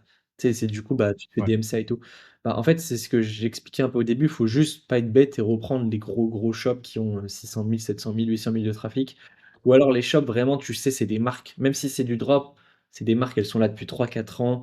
Tu sens qu'elles ont brandé le truc et tout. Bien évidemment que là, elles ont des équipes derrière qui regardent régulièrement si on n'a pas repris le contenu ou quoi. Mais la plupart sinon des shops de drop, il y en a beaucoup qui ont scalé quand même pas mal, mais on peut reprendre le contenu aisément, sans trop de soucis. De temps en temps, ça arrive, un petit DMCA par-ci par-là, tu vois, mais ça reste rare. Et si ça arrive, c'est pas grave. Au moins, vous avez déjà validé quelque chose, vous avez déjà de la data qui Exactement. fonctionne, etc. Juste, vous modifiez les images, les créas, si c'est les créas qu'on souhaitait ou quelques créas, c'est pas grave. On sait maintenant, ce concurrent-là, il m'a DMCA, je le reprends plus, parce qu'il m'a DMCA une fois, donc je vais pas rejouer au coin avec lui. Et juste maintenant, je sais quels sont mes créas qui ont fonctionné, je sais c'est quoi les angles, je sais c'est quoi les formats, je sais c'est quoi les concepts. Bah, je vais juste refaire pareil avec du volume, j'ai déjà de la data, quoi. Donc voilà, en gros. Au moins, t'as de la tata, t'as un minimum de traction Ouais. et tu sais vers où te diriger J'ai directement plus vite que les autres, quoi. 100%, que ce soit moi ou que ce soit des membres de la ZICOM, il y en a certains qui sont montés à 15, 20, 25 KD avec vraiment du 1-1. Ils avaient à peine commencé à faire leur propre créa. C'était juste de la traduction bête et méchante de tout le contenu qu'ils avaient récupéré. Ils n'ont pas fait Hmm. d'MCA. Et du coup, en vrai, quand tu commences à faire 3, 4, 5 KD, si t'es pas un peu bête, avant le DMCA, tu sais, sur ta fiche prod, tu changes un peu tes images, Ouais. tu commences à faire avec de l'IA et tout, tu vois, tes propres trucs. Comme ça, t'évites le DMCA plus tard quand tu pètes. Yes. Surtout que t'es pas visible. Tant que tu fais pas 2-3 KD depuis un bon moment, t'es pas visible, hein. Tu sors pas sur les spy tools, le trafic, t'en as pas, on ne voit pas, tu vois, t'es un inconnu. Donc t'as large le temps de valider ton testing et ensuite changer les choses par la suite. Parce que oui, bien évidemment, quand tu commences à faire 5, 10, 15 KD, tu commences à être un peu plus visible et on te voit. Donc là, le DMCA a Hmm. plus de chances d'arriver. Donc ouais, quand tu commences à être à 4, 5, 6 KD, tu peux changer un peu les images et tout. Et encore, vraiment, moi-même, hein, il y a des prods à 15, 20 KD que je suis allé, j'avais toujours pas changé. Et je crois même un de mes plus gros winners, et je fais plusieurs millions dessus, j'ai jamais changé. Jamais changé. Il m'a jamais DMCA, le mec. C'est pas je dis pas de le faire parce qu'en vrai c'est un peu débile. J'aurais dû quand même le changer au cas où, tu vois, parce que bah ça se trouve, tu sais, tu scales à 25, 30, 35 KD sur un prod, on peut te couper l'herbe sous le pied, tu vois, du jour au lendemain, et donc te Hmm. renouvelle entre guillemets, tu vois, le temps d'eux. J'aurais dû le faire, mais comme quoi, tu vois, si tu sélectionnes juste les bons sites qui sont pas trop gros, en général, t'es plutôt tranquille. Et aussi, pour le DMC, un dernier truc, reprenez pas bêtement sur le même marché, genre. C'est d'ailleurs ça quelque chose que je te conseille. Si par exemple tu décides de lancer sur le marché français, juste reprends pas les prods du marché français. Parce que les gens du marché français sont beaucoup plus à l'affût de ce qui se passe sur le marché français.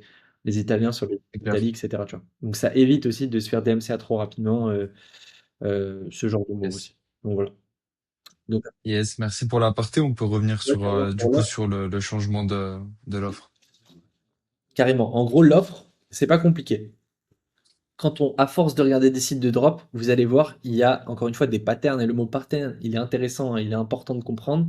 C'est à force de voir des choses, à force de faire des choses, il y a des choses dans l'e-com qui reviennent souvent et qui s'avèrent être fonctionner, tu vois. Après, bien évidemment, une vérité sur un 2 3 shops n'est pas une vérité générale comme toujours. Il faut toujours garder un minimum l'esprit ouvert pour tester des trucs parfois qui peuvent être pas, enfin, qui sont peut-être pas la chose à tester de base, mais au début, il faut justement être le plus 81 possible et chaque changement que vous faites, c'est des choses sur des datas qui sont avérées être vraies et sur ce qui a le plus de chances en probabilité de marcher.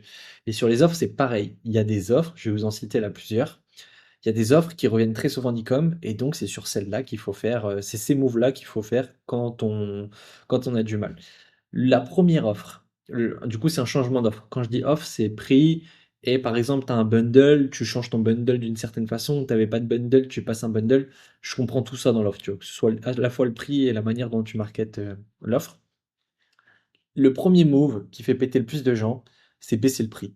C'est vraiment baisser le prix. Et en fait, c'est un peu contradictoire avec ce qu'on dit en mode il faut une marge justement plus élevée, monte le prix et tout. Alors oui, c'est bien. Et de temps en temps, ça passe. Vraiment, de temps en temps, ça passe. Je dis pas. Mais statistiquement parlant, et encore une fois, je vous parle de ma data à moi, je parle de la data par exemple, des top clients de l'agence de Kyle qui font plusieurs dizaines de milliers d'euros par jour chaque jour, ou voire même parfois plusieurs centaines de milliers par jour de CA. Je parle de la data de tous les membres de la Zcom qui ont testé plein de trucs. un des trucs qui marche le mieux de très loin, c'est baisser son prix. Quand on peut, bien évidemment.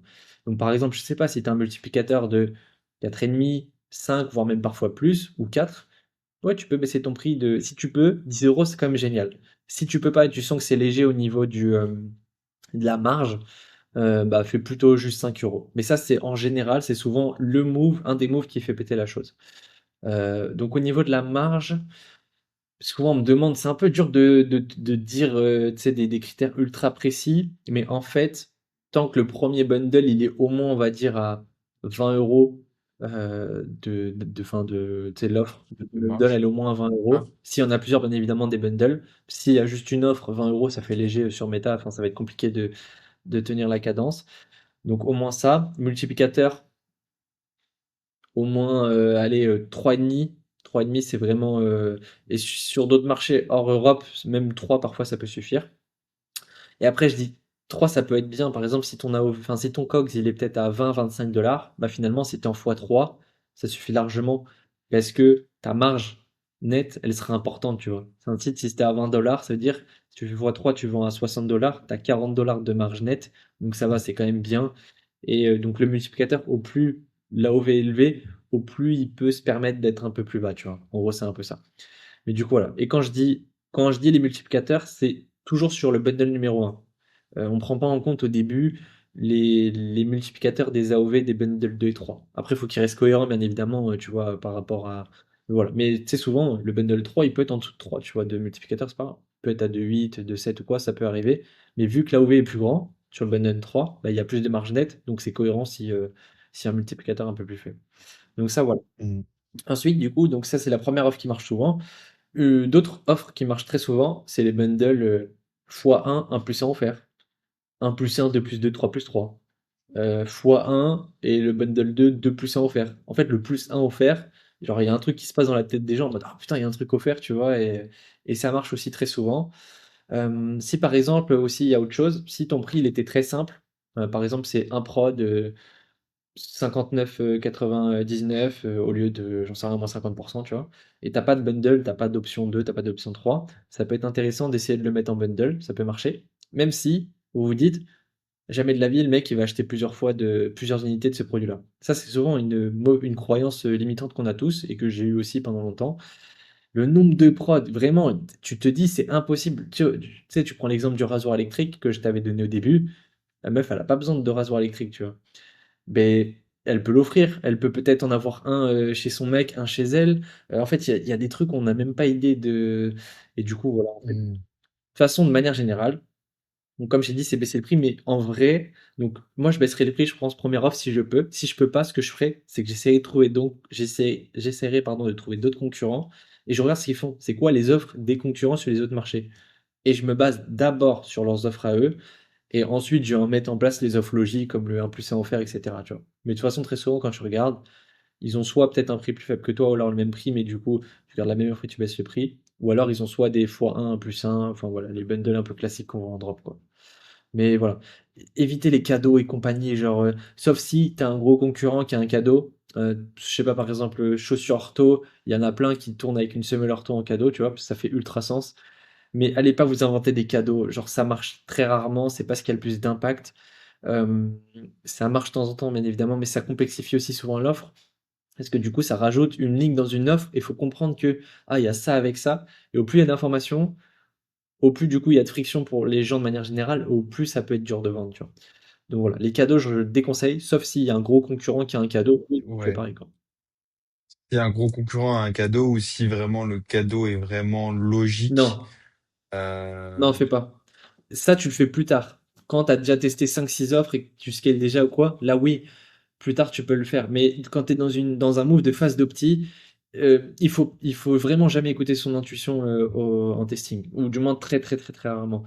Parce que c'est logique pour toi, mais peut-être ça l'est logique de base aussi, mais ça peut rajouter de la complexité. Et si moi je le vois pas sur d'autres concurrents, vraiment, en phase d'opti du moins, je fais pas ce move. Parce que ça n'a pas été ouais. prouvé que ce move-là marche, tu vois. Ça- Ouais, après, je me base seulement sur ce qu'ont fait les concurrents et je vais pas aller inventer Vraiment, des offres. c'est Donc, bête et méchant au départ. En fait, hmm, t'as peu de cartouches dans les mains possibles, parce que bah, le prod, il va peut-être vite se casser la gueule et tout. Donc il faut agir vite, il faut agir bien, il faut agir, comme j'ai dit tout à l'heure, sur les bons trucs qui ont, sur les, ouais, comment dire, les bons moves qui ont de l'impact, tu vois, ceux qui ont le plus d'impact et qui statistiquement ont le plus de chances de marcher. Et ton intuition, yes, statistiquement, si tu te bases dessus, ça a beaucoup moins de chances de marcher que des offres c'est qui ont déjà clair, été prouvées, tu vois. Donc, c'est clair. mais plus tard, oui, why not? Si plus tard tu commences à scaler très fort avec un prod et tout, à un moment donné, si tu stagnes ou quoi, que tu as besoin de changer d'offre, pourquoi pas, tu vois? Si tu as déjà testé plein d'autres offres, un petit cadeau qui fait vraiment très sens, puisque tu as de la data dessus, parce que tu as fait des analyses dans tous les sens et tout. Et là, oui, ça peut se tenter. Mais en phase d'opti, on est droit au but, etc., quoi. Donc voilà. Yes. Et en gros, après, du coup, admettons, tu as déjà tes 4 cartouches de phase d'optique qui ont été faites. Bah, là, ça dépend. En fait, si vraiment tu as une petite intuition, tu te dis, vas-y, en vrai, ce produit-là, je le sens bien, tu sens que il est très mass market, il peut avoir une audience assez importante, la marge peut être plutôt sympa, donc tu as de quoi, tu sais, monter le prix, baisser le prix, etc., de façon cohérente. Le produit a l'air plutôt quali, etc., tu vois. Tu sais que tu peux faire quelque chose, pourquoi pas? Tu te laisses deux trois cartouches de plus, et tu fais ça si tu perds pas d'argent, bien évidemment. Si tu perds trop d'argent dessus, tu le coupes, tu passes à autre chose, tu vois. Mais si t'es encore, vas-y, dans ces trucs de. T'es un peu BTBE ou alors t'es un peu rentable, mais t'es à 5-10%, tu vois, ça te permet pas de scaler. Pourquoi pas? C'est pas du mauvais temps investi, on va dire. Tu peux te laisser une ou deux cartouches de plus. Mais vraiment, au bout de. Hmm, Moi, vraiment, je coupe à 4. Parce que j'ai pas le temps, j'ai d'autres trucs qui tournent et tout, tu vois. Et il y a ok. mieux à faire. Mais oui, pourquoi pas? Quand t'es full débutant, t'as même pas de prod qui tourne et tout. En vrai, tu peux aller à 5-6, mais pas plus que ça. Genre, en fait, si ça veut pas, Hmm, ça veut pas. Et ça pourra au bout d'un moment, oui, ça pourra péter à force de forcer dessus, peut-être ça sera la 15e cartouche, mais pour toi, à l'instant T, tu iras plus vite d'aller sur un autre prod qui est un peu plus tout droit pour toi que de trop te casser la tête avec un prod qui a pas envie, tu vois. Si tu as fait les bons moves, yes. tu as changé les bonnes offres, tu as déjà rajouté plein de créas et tout, je sais pas, tu as déjà rajouté 30 créas, tu vois. Tu as changé 6 fois l'offre. Putain, il a pas envie, quoi. Il a pas envie, donc 100%. c'est plus. Petit aparté, même si on avait dit que le media buying, et je suis d'accord avec toi, hein, le media buying, c'est pas le plus important. Mais du coup, quand tu viens, pour revenir un peu à ce truc de cartouche, quand la personne, du coup, elle va se laisser deux, trois cartouches, euh, moi j'ai une question. Pourquoi, du coup, réajouter dans la même CBO ces créatives? Est-ce que Meta ne va pas, du coup, spend déjà sur les créatives? Parce que j'ai jamais fait. Moi, j'ai toujours fait des nouvelles campagnes. C'est pour ça que je te demande. Est-ce que Meta va pas spend sur les créatives qui ont déjà accumulé de la data par le passé, sur les précédents testings? Est-ce que du coup Meta va comprendre que ben faut laisser cette chance sur de la CBO, faut laisser cette chance, on va dire que c'était sur un adset et t'as toutes tes créas dedans. Est-ce que si tu réinjectes, on va dire que t'avais 5 créas, t'en rajoutes 6, Mm. tu vas un peu augmenter le budget ou tu vas laisser à 50 balles daily spend. Est-ce que tu vas vraiment laisser cette chance à ces nouvelles créas Ok. de venir prendre le spend et de venir Intéressant. Euh, alors déjà, il y a un premier truc, c'est que l'algo il est plus intelligent que nous. Genre vraiment, déjà, ça, c'est la ok, première chose. Ça veut dire, s'il veut pas spend ici, il faut l'écouter entre guillemets, et s'il préfère spend là, bah il préfère spend là. Donc oui, bien évidemment, ça peut être frustrant, je comprends. Genre en mode, vas-y, t'as rajouté des créas, et en fait, il continue de spend sur la même, et ça arrive régulièrement. C'est pas parce que tu rajoutes des créas qu'il va spend d'ailleurs. Et juste, c'est juste que vous n'avez pas rajouté encore la bonne ou les bonnes créas à l'intérieur pour que ça fasse péter la chose, quoi. Ou pour qu'il spend d'ailleurs parce qu'il estime qu'il y a plus d'intérêt à spend d'ailleurs. Donc, ça peut être un move, si tu vois, par exemple, de relancer une CBO ou quoi. Ça dépend de ton budget. Est-ce que tu es prêt du coup? Parce qu'en fait, la deuxième CBO, c'est comme si tu relançais un nouveau testing sur le même produit. Donc, est-ce que tu es prêt à potentiellement reperdre 100 balles, 150, 200 balles en fait sur cette CBO-là? Ça dépend de ta trésor. À quel point est-ce que tu es à l'aise avec ta trésor à justement faire ce type de move-là. Et en fait, c'est un peu le move, on va dire, un peu plus sécuritaire. Et oui, non, parce que maintenant j'ai la trésor et je t'avoue, je continue de faire la même chose, de renvoyer dans la même CBO quand ça prend pas quoi. ok. Mais de temps en temps, ça m'arrive de sortir du media buying et je me dis, vas-y, celui-là, je le sens un peu plus qu'un autre. Vas-y, je vais titiller un peu méta, je vais envoyer une deuxième, troisième CBO, voir ce que ça donne. Ça peut m'arriver, ouais. Mais parce que je suis à l'aise financièrement et tout, et je m'en fous, vas-y, de reperdre un peu d'argent, tu vois, sur le côté. Donc déjà, ça dépend de ça. Et en vrai, c'est pas grave, genre, ouais, ils se peinent pas, mais au moins c'est sécuritaire. Ils se peinent pas, mais ils continuent de garder une base cohérente. Parce que si tu continues de faire tourner ta CBO, t'es déjà sur une base qui est à peu près cohérente. Tu perds quasiment pas Mhm. d'argent, t'es un peu BE ou t'es un peu rentable.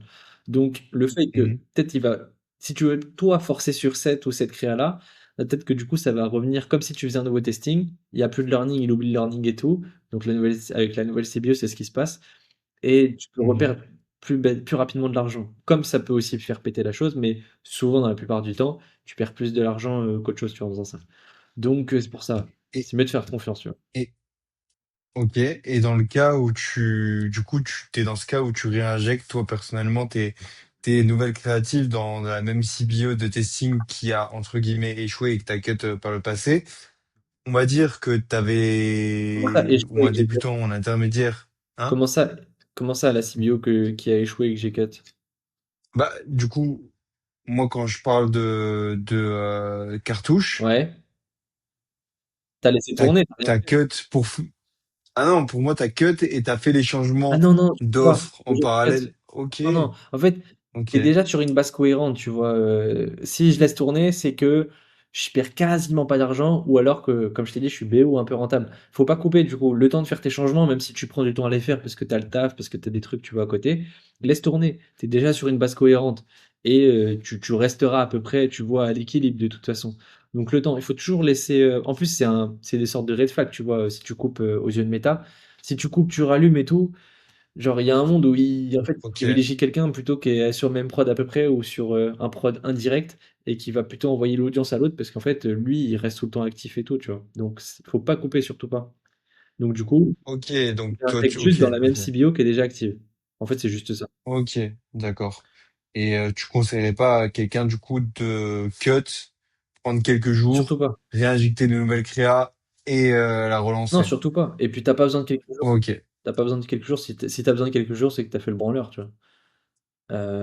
Parce que bah, même si t'as que 2-3 heures par jour que tu veux aller au drop, bah en vrai, des créas ça se traduit très vite, hein, tu vois. Genre, même si t'as besoin de trouver un concurrent rapide, en 2 jours max, grand max, et encore, je suis gentil quand je dis ça, t'as renvoyé tes créas hein, et t'as eu ton retour 1 ou 2 jours après, tu vois. Donc non, non, t'as pas besoin de yes. beaucoup de jours pour faire un move. Pareil, un changement d'offre. Oui, au début, t'as besoin de réfléchir un peu, c'est quoi les offres et tout, mais les concurrents, tu les trouves très vite. Une 30 minutes, une heure, tu as trouvé vraiment tous les concurrents que tu avais besoin. Tu regardes rapidement les offres. Ok, qu'est-ce qui peut être intéressant? Boum, celle-là me parle bien, tac, je l'envoie. L'offre, pareil, c'est en 2-2, tu as changé ton offre. Donc les moves en phase d'opti vont très vite. Donc t'as pas besoin de Mhm. couper. Tu laisses tourner. Surtout que de base, t'as une base déjà cohérente et tu tournes déjà sur quelque chose de cohérent, quoi. Donc, Ok, et petite dernière question, on va dire que du coup, tu as laissé tourner, tu réinjectes tes nouvelles créas. Est-ce que dans ce cas-ci, du coup, tu vas changer le spend que tu as dans ta CBO? Parce que tu es parti de 5 créas de base, maintenant tu en as 11, tu en as 12 hmm. dans ta CBO. Est-ce que tu vas changer le spend ou tu vas le garder Non, parce que pareil? en fait, si j'ai pas monté le spend, c'est que le profil ne me permettait pas de monter le spend. Parce que j'avais pas le profil nécessaire pour monter le spend. Moi, je monte le spend que quand, sur les 3-4 derniers jours, j'ai au moins, quand je prends l'ensemble de ces 3-4 derniers jours, au moins 20% de marge nette supplémentaire. Ok, Donc, je ne ok, monte pas le d'accord. spend. Après, ça m'arrive, je t'avoue, maintenant avec l'XP, ça m'arrive de monter le spend et je vais t'expliquer la situation. Par exemple, je sais pas, je suis à entre 5 et 15% de marge à peu près mais j'ai pas la marge nécessaire pour scaler.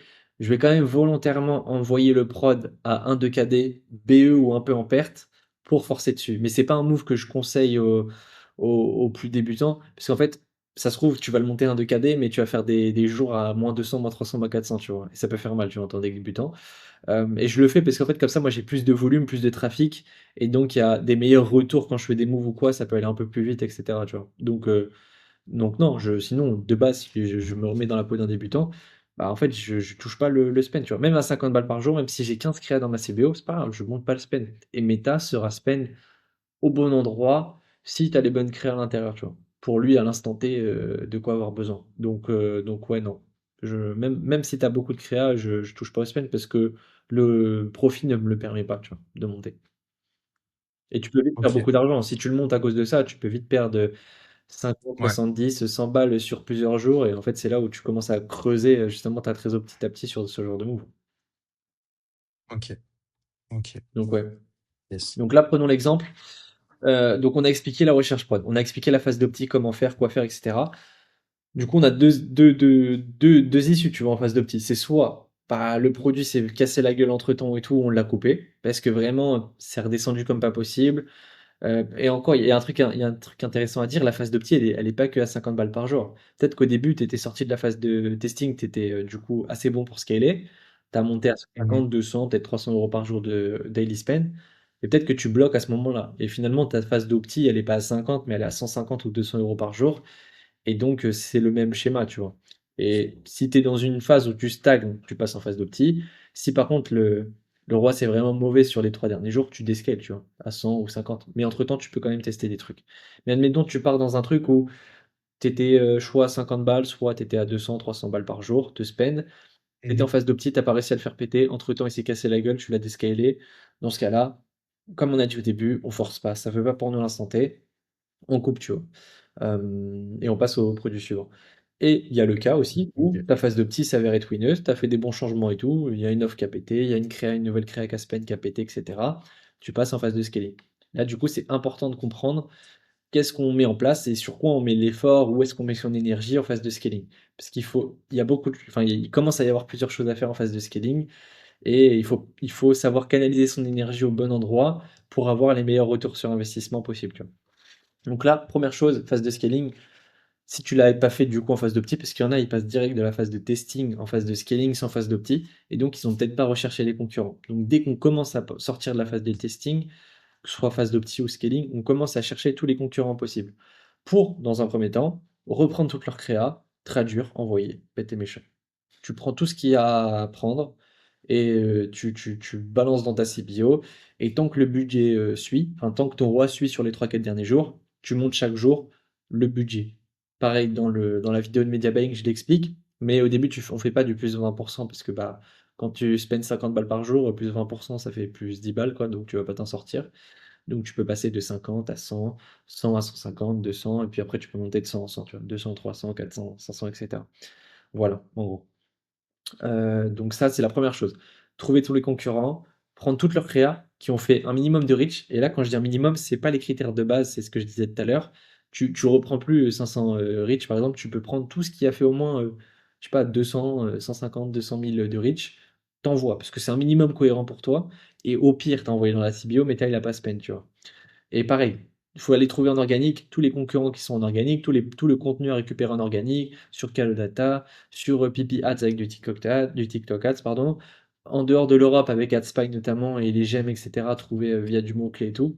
Tous les, toutes les manières de faire, là, il faut faire pour avoir le plus de data possible sous la main. Donc ça, c'est la première étape. Et quand tu commences à être à 1-2 KD, au moins, pas avant, genre vraiment, en fait, si t'es même pas monté à 1-2 KD juste en reprenant le contenu ou quoi, je c'est rare que vraiment je mette de l'effort dans un prod ou à essayer de me casser la tête, à essayer de réfléchir un peu à mes angles, etc. Tu vois. Pour moi, ça vaut pas le coup. Genre, il n'y a pas assez de traction pour que je mette mon énergie là-dedans. Et là, oui, à partir de 1 Mhm. KD, tu peux commencer justement le marketing research et compagnie, tu vois. Même si tu as beaucoup, beaucoup de contenu à traduire, ne passe pas non plus que ton temps à faire de la traduction.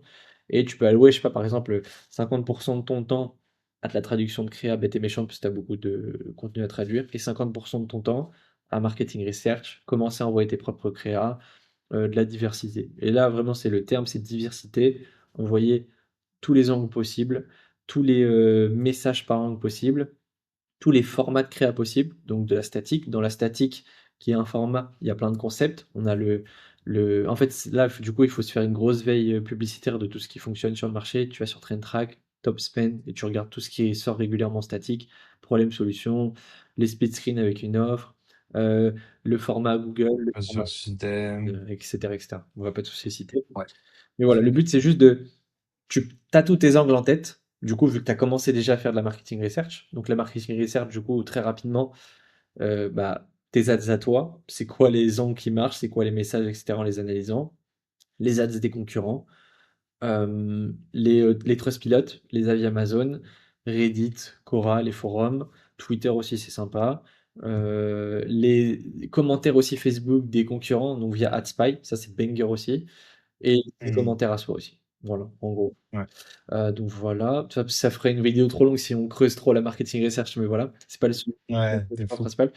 Mais du coup, c'est important, donc c'est Reddit, je sais pas si t'as dit Reddit Reddit. aussi, c'est ça exact. Ouais. Donc voilà, il faut juste creuser un minimum, comprendre c'est quoi tous les angles, c'est quoi tous les messages, c'est quoi tous les Hmm. pain points, c'est quoi tous les dream outcomes, et retenez bien tous ces mots-là, parce que c'est des mots ensuite quand vous allez parler à l'IA qu'il va falloir utiliser. Il y a Deep Research aussi, sur ChatGPT, sur Claude, sur Gemini, etc., Perplexity. Demandez-leur. Euh, Justement, utilisez le mot. Ok, donc voici mon produit, vous lui donnez la fiche produit, vous faites un screen complet, vous donnez le lien. Sors-moi les différents angles marqués. Enfin, voilà, mets-toi dans la peau, par exemple, d'un créatif, d'un expert en créatif stratégiste. Tu vas me sortir tous les différents angles marketing, tous les différents messages par angle, tous les différents, le verbatim client à utiliser, tous les différents dream outcomes, tous les différents pain points, tous les différents, un peu tout, tu vois, tous les messages, tous les mots de la marketing research, tous les différents UMS, donc Unique, Mechanism Solution, etc. Tout ça, c'est des mots à Hmm. comprendre et à utiliser à l'IA, à donner dans l'IA, dans les prompts. Parce qu'au plus tu es précis avec l'IA, au plus il sera précis dans la réponse. Et au plus tu es général Yes. sur tes questions, au plus il sera général aussi dans la réponse. Il serait général. Voilà. Donc ça vous permet de creuser la marketing research. Une fois qu'on a une vue d'ensemble de ce qui se passe sur le marché, c'est quoi les angles, c'est quoi les messages et tout, diversité à fond. C'est-à-dire, tu as une créa par exemple Us versus Them en statique, bah, peut-être que tu vas en faire trois du coup parce que tu as identifié trois grands angles marketing et tu en fais une par angle marketing. Ensuite, tu fais une Yes. statique problème-solution, pareil. Ensuite, tu fais un mashup vidéo, je sais pas, de à peu près 30 et 40 secondes, pareil, une sur les trois angles. Ensuite, tu fais un short form d'une vidéo donc de 15-20 secondes sur ces trois angles-là. Le but, c'est vraiment de donner Hmm. matière, Hmm. tu vois, diversité à fond. Et à côté, tu continues de traduire en bête et méchant si toutes tes créas. Ça, c'est important. Donc voilà. Donc tu prends, par exemple, tu prends, on va dire, pour que les gens puissent s'imager, quand vous allez être en phase d'opti ou de scaling, vous allez prendre un angle où du coup vous allez, je sais pas, avoir 10 angles euh, qui vont être disponibles, que vous avez identifiés.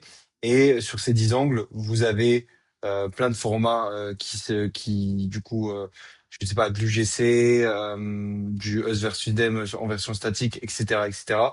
Faudra du coup avoir cet angle qui va être euh, qui va être split du coup sur ces trois C'est formats ça, quand vous allez faire votre c'est campagne. ça. Ouais. En gros, tous les angles, il faut qu'ils soient sur tous les, ouais, enfin, ouais, tous ces angles marketing qui soient à l'intérieur de son media buying, de son ad account, sous Hmm. différents formats, sous différents concepts de créatifs, etc., sous différentes formes, Yes. c'est important. Donc voilà. Et Ok. pas en phase d'opti, hein. Moi, je fais pas ça en phase d'opti, hein. Phase d'opti, c'est vraiment juste je prends. Phase de scaling. Ok. Ça vaut pas le coup pour moi de mettre mon temps dans un prod qui a pas vraiment pété encore. Donc, Ok, ok. et en fait, genre ça, je reviens dessus, mais c'est tellement important. En fait, quand tu as vraiment un prod qui pète vraiment bien, de toute façon, tu le sens et d'un coup, tu pètes à 3 4 5 6 7 KD et bien évidemment, là, tu arrêtes du coup, de faire, on va dire, un peu plus le bourrin, renvoyer plein de prods dans tous les sens et tu te concentres vraiment sur ce prod-là. Parce que les giga chiffres que j'ai vus, que j'ai fait et que j'ai vus, enfin, moi, il y a des gens que j'ai vus, ils ont fait des chiffres, des trucs de fou. Tous les gros big numbers, à chaque fois, ça a été fait sur un prod qui a été poncé depuis 8 mois, 1 an et demi, 2 ans, 2 ans et demi. Et en fait, ils ont tellement fait de marketing research, tellement ils ont de contenu, tellement ils ont envoyé de créa, tellement ils ont envoyé d'offres, etc. Les effets cumulés dessus, boum, c'est comme ça que tu fais des big numbers, tu vois.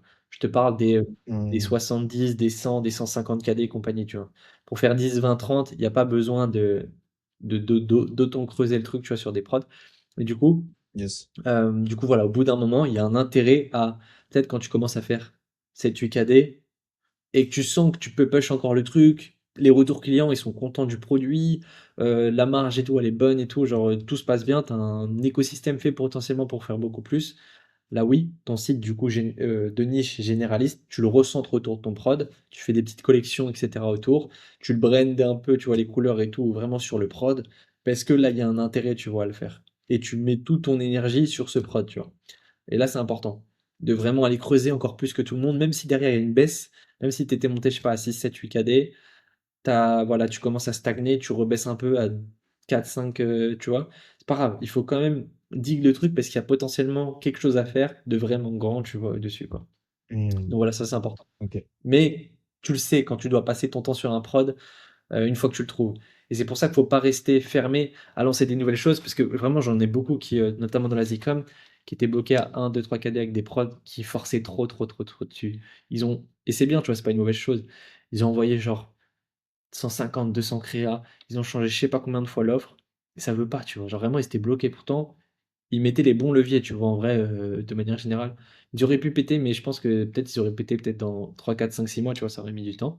Et je leur ai dit plutôt, Hmm. continue à renvoyer des trucs dessus, c'est important, alimenter ce produit-là et tout. En plus, il tourne à 2, 3, 4 KD, il est rentable quand même, donc il vous fait du profit chaque jour. Et il peut vite faire 200, 300, 400 euros de profit par jour, donc c'est pas négligeable, tu vois, ça fait quand même sympa, c'est sympa à la fin du mois. Ouais.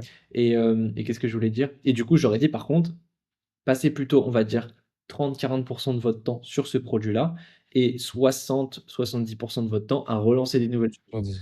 Et Ouais. bizarrement, Alors, c'est en du... plein, ils ont retrouvé un nouveau produit et en fait, il a pété tellement plus vite que celui qui était bloqué à 1, 2, 3 KD, sur lequel ils ont forcé tellement dessus. Et c'est à ce moment-là réellement où tu te comprends de l'importance d'être sur un prod où il y a vraiment de l'attraction et où c'est facile. Il y a vraiment des prods, quand tu le lances, c'est facile. Il y a des trucs qui se passent facilement, tu vois. Euh, il faut le vivre pour le comprendre, tu vois. Et tant que t'es Hmm. sur un prod qui a pas trop envie alors que tu as bien fait les choses, bah du coup, c'est dur de se dire je mets mon énergie ailleurs, tu vois. Je comprends. C'est le premier wheeler, tu sais, que tu as trouvé un peu, tu vois, t'y tiens, tu vois, émotion. T'as envie de le garder, ouais. Donc voilà. Et voilà, en Ok. gros, sur le scaling, quoi, globalement. Je sais pas si tu as d'autres questions qui te viennent en tête ou pas, au global ou sur d'autres sujets.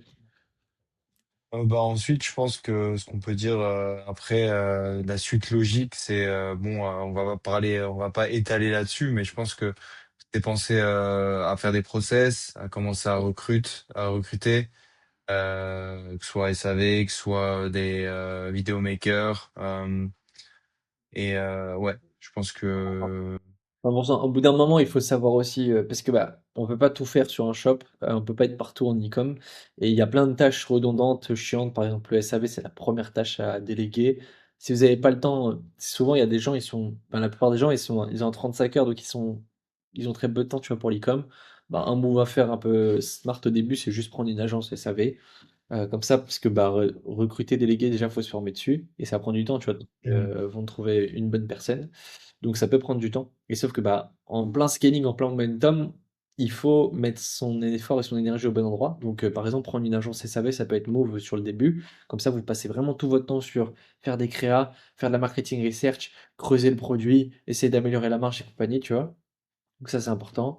A/B tester aussi. Et très peu pensent, mais dès que vous commencez à faire 4-5 AD, il faut être en A/B test constant. Tout le temps, il doit y avoir un A/B test. Et voilà. Enfin, il y a tellement de sujets après dans le scaling, tu vois, je pense Ouais, c'est à clair. l'issue d'autres, ça sera Ouais, d'autres une vidéos. vidéo. Mais voilà. Donc ouais, si je récapitule, le plan, de toute façon, le plan et la manière de faire, c'est trop important parce que ça va quand même dicter à quel point est-ce que potentiellement vous allez y arriver un peu plus rapidement ou pas, ou vous allez mettre plus de temps. Et avant même de parler de plan et tout, enfin, on en a déjà bien parlé, c'est trop important et je le redis à chaque fois et je continuerai de le redire, mais tout part de la tête et de la façon de penser et de ouais, de votre façon d'agir au Exact. quotidien, vos intentions que vous allez mettre dans votre e-com et tout, pourquoi vous le faites, à quel point est-ce que la raison de pourquoi vous le faites est vraiment importante et vous permet de justement garder cette flamme au quotidien. Et même quand il y a eu une grosse traversée du désert, tu vois, toi, tu es là depuis avril, il y en a plein, mec, à ta place, à bout de 7-8 mois, qui avaient déjà arrêté, tu vois. Parce que Mm. tu sais pourquoi tu le fais, parce que tu as une flamme en toi qui te permet de continuer et tout. Et en vrai, l'e-com, bah, c'est rare où il y a un mec, au bout de 2 mois, il a un prod qui pète, etc. Après, c'est to the moon, tu vois. On a tous eu des grosses traversées du désert, on a tous galéré. Tous les mecs que j'ai rencontrés en e-com qui sont les plus successful, ils ont mis souvent 1 an et demi vraiment à commencer à être bien rentable, etc., à être vraiment explosé. Maintenant, c'est vrai que sur le marché français, les gens commencent à réussir un peu plus rapidement, on va dire de manière générale, parce que l'information est de plus en plus bonne.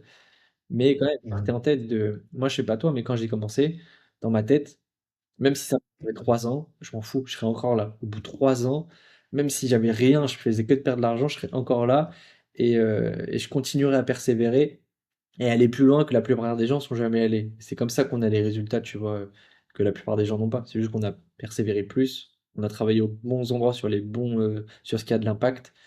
Et voilà quoi. On a juste été curieux parce que. Ouais, ouais, c'est dur pour les gens qui sont en traversée du désert comme moi, hein, si vous vous reconnaissez dans mon profil. Faut garder la vision, les gars. Faut garder la vision et c'est pas en changeant de business model que vous allez forcément péter sur un autre business model. Euh, Quel que soit le business model, en fait, vous allez repartir de zéro. Vous allez être content parce que vous allez repartir de zéro. Vous allez être là, ouais, full dopamine parce que c'est un nouveau business. Vous allez apprendre des trucs. Mais au final, il y a une courbe de learning en fait que vous avez en e-com et dans les autres business models que si vous restez dessus, bah ça va être juste des effets cumulés que vous allez cumuler, cumuler, cumuler. Et quand vous allez péter, par rapport à la personne qui a pété en 2 semaines, vous aurez beaucoup plus de data, d'informations euh, dans votre back-end, dans votre cerveau. euh, que cette personne qui saura pas comment scaler un produit. Si on prend les deux produits que vous avez lancés, lui il aura pété en 1 semaine et toi en 1 an, bah toi tu auras accumulé beaucoup plus d'informations Mm. pour aller beaucoup plus loin que cette personne. 100%, 100%. C'est juste un game de long terme, de longévité, de qui sera là encore, qui sera Et de mindset, c'est ouais, ça. dans un an et demi, dans 2 ans. Et là, pour te donner un exemple, avant-hier, j'ai fait une sortie justement en bateau avec des mecs de Dubaï dans l'e-com. Et il y a un anglophone qui est venu.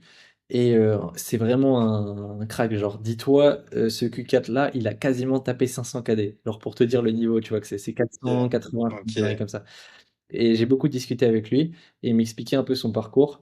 Et en gros, ça fait 8 ans il est dans l'e-com. Pendant 5 ans, il a eu quelques petits pics, c'est à genre 50, 100 k de CA quoi par mois ou quelque chose comme ça, mais il a jamais explosé. Et pendant 5 ans, le mec, il était encore là, il charbonnait encore sur l'e-com, il a jamais dévié de business model et tout. Et en fait, ils m'ont Hmm. appris dans tous les sens et tout qu'au bout d'un moment, les effets cumulés, c'était logique que ça explose. Et ça fait que 2 ans C'est ça. vraiment où ça a explosé, ça a commencé un peu à exploser. Et là, bah, les effets cumulés font qu'il arrive à ce genre de chiffre, tu vois. Mais il a 50 galères, tu vois, derrière lui. Et combien, mec, aurait arrêté avant? Et, euh, Yes. et après, je comprends, tu vois, c'est normal. Comme tu as dit, il y a la dopamine de recommencer quelque chose de nouveau ou quoi. Mais du coup, toutes vos compétences qui vous ont servi, bah, en fait, c'est comme si vous redémarrez à zéro et vous oubliez tout pour refaire autre chose. Et moi, le seul truc que je peux Ouais, vous c'est ça. conseiller par rapport à ça, c'est si vraiment vous kiffez le process de l'e-com, continuez là-dedans. Mais si ça vous fait chier d'être dans l'e-com ou quoi, trouvez plutôt un nouveau business model où le process vous fait kiffer. Parce qu'en fait, justement, quand on n'a pas les résultats, si en plus on kiffe pas le process, il faut être vraiment discipliné comme pas possible et il faut être un peu Ouais. mental pour De continuer. ouf. Et si on arrive à trouver ce truc-là, où en vrai on kiffe quand même le process, même si ça marche pas ou quoi, on est content d'être derrière le PC et d'essayer d'apprendre, s'améliorer et tout. C'est au moins le minimum, tu vois, pour rester dans un business model et ensuite péter. Mais si c'est le cas, bah, vous êtes au bon endroit, sur le bon business model. Il faut juste continuer. Vous êtes peut-être à 1 mois de péter, vous êtes peut-être à 5 mois, 6 mois, 1 an peut-être de péter pour certains, en plus pour certains. Mais il faut juste être OK avec ça. C'est pas grave. La plupart des business, c'est surtout les business physiques. Les mecs, ils pètent pas comme ça en 6 mois, hein. Ouais. Le business en ligne et Internet, c'est un peu redistribuer les cartes. Et on Hmm. voit que les bons côtés, tu sais, sur Twitter, sur Insta et tout, on voit que les bons dashboards, les bons élèves qui ont pété dans tous les sens, tu vois. Mais on voit pas tous ceux qui galèrent et ça fait 1 an et demi, 2 ans, ils sont là-dedans, ils ont toujours pas réussi. Et, euh, et donc, c'est important à avoir en tête. Mais je sais pas, faites un Ouais. pacte avec vous-même, c'est BX qui en parlait. Il avait fait un pacte avec lui-même, je sais plus sur combien de temps, peut-être 3 ans, je crois, un truc comme ça, ou 5 ans, je sais plus exactement. C'est bien ça, sur 3 5 ans. Laissez-vous 3 ans. Vraiment, si au bout de 3 ans, vous n'avez pas pété, faites Ouais. autre chose, pourquoi pas. Mais si vous partez sur 3 ans, bien évidemment, en 3 ans, vous allez péter, tu vois. Si vous êtes au bon endroit avec les bonnes infos, que vous voulez vous améliorer chaque jour, voilà. En vrai, Ouais, de ce que tu as dit, ce que vous avez vraiment à retenir aussi, c'est le mindset. Parce que bon, il y a beaucoup de gens qui le disent, c'est beaucoup tourné en dérision, mais mais bon, faut se rendre à l'évidence que c'est voilà, c'est dans notre tête que tout se passe. C'est ton cerveau qui va dicter du coup ce que tu vas faire comme action tout au cours de la journée. Et du coup, c'est ce qui va faire que tu auras des résultats ou tu n'auras pas de résultats.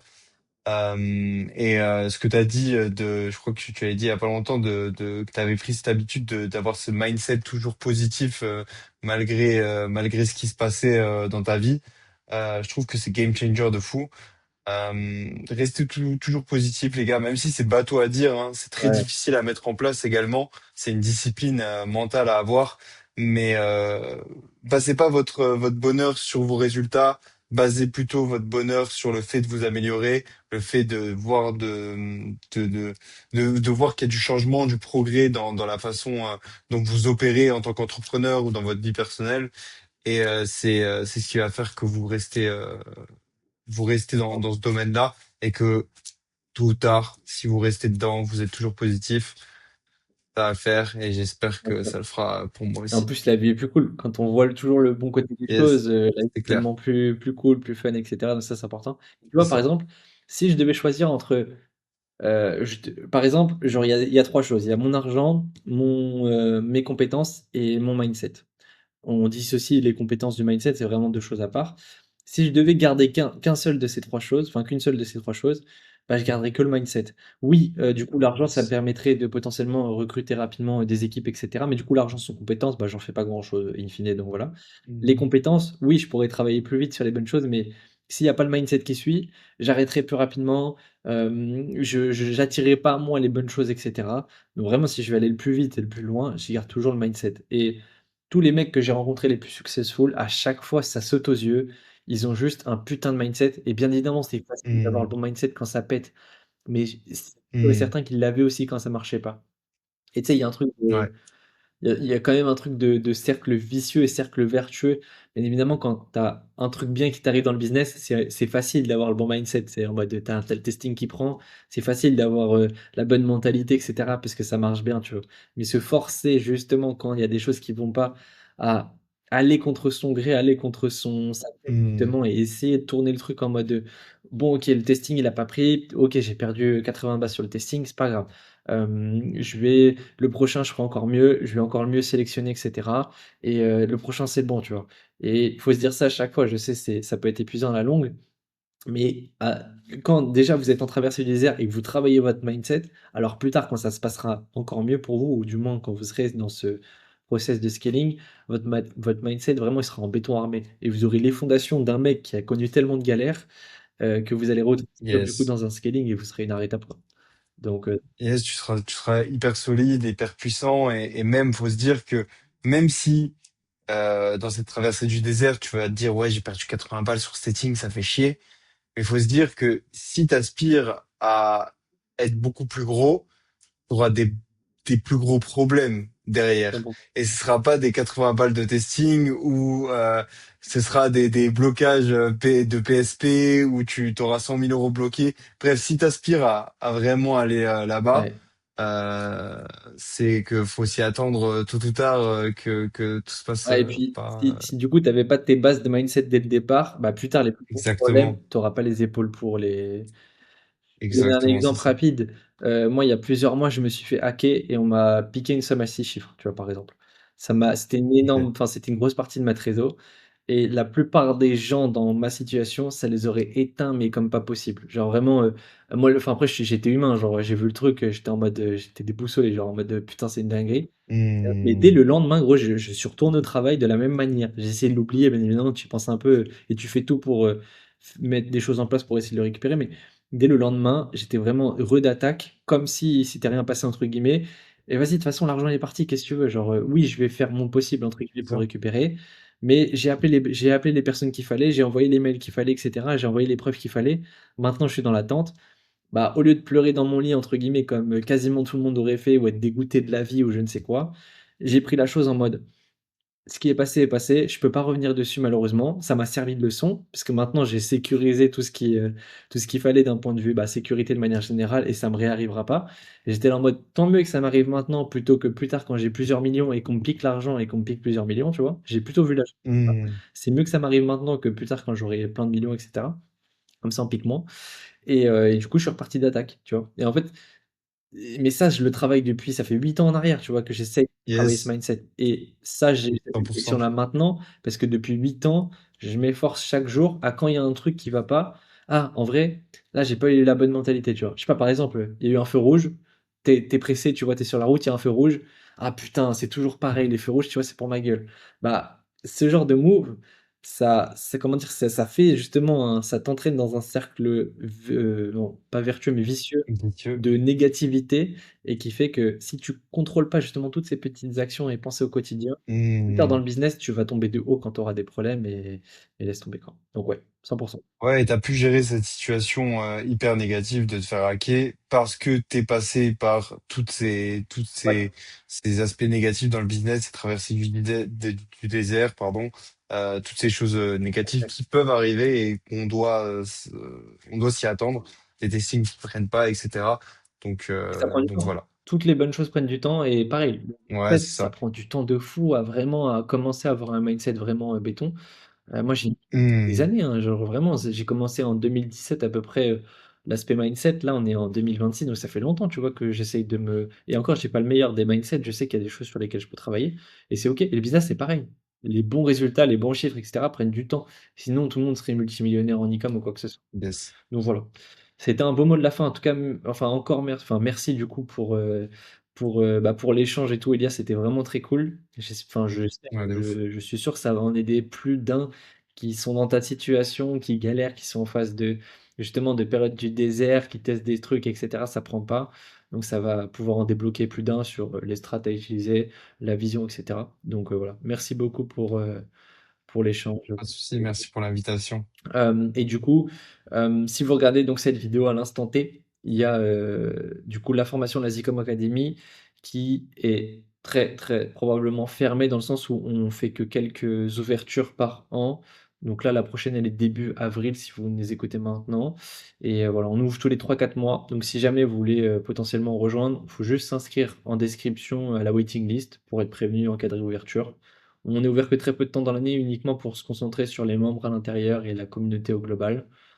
Voilà, donc voilà, si ça vous intéresse, abonnez-vous, n'hésitez pas. Donc voilà, encore merci Elias, c'était un plaisir, et puis on se dit à une prochaine, et puis let's go tout péter, hein. Yes, let's go tout péter les gars. Ciao, ciao. Ciao.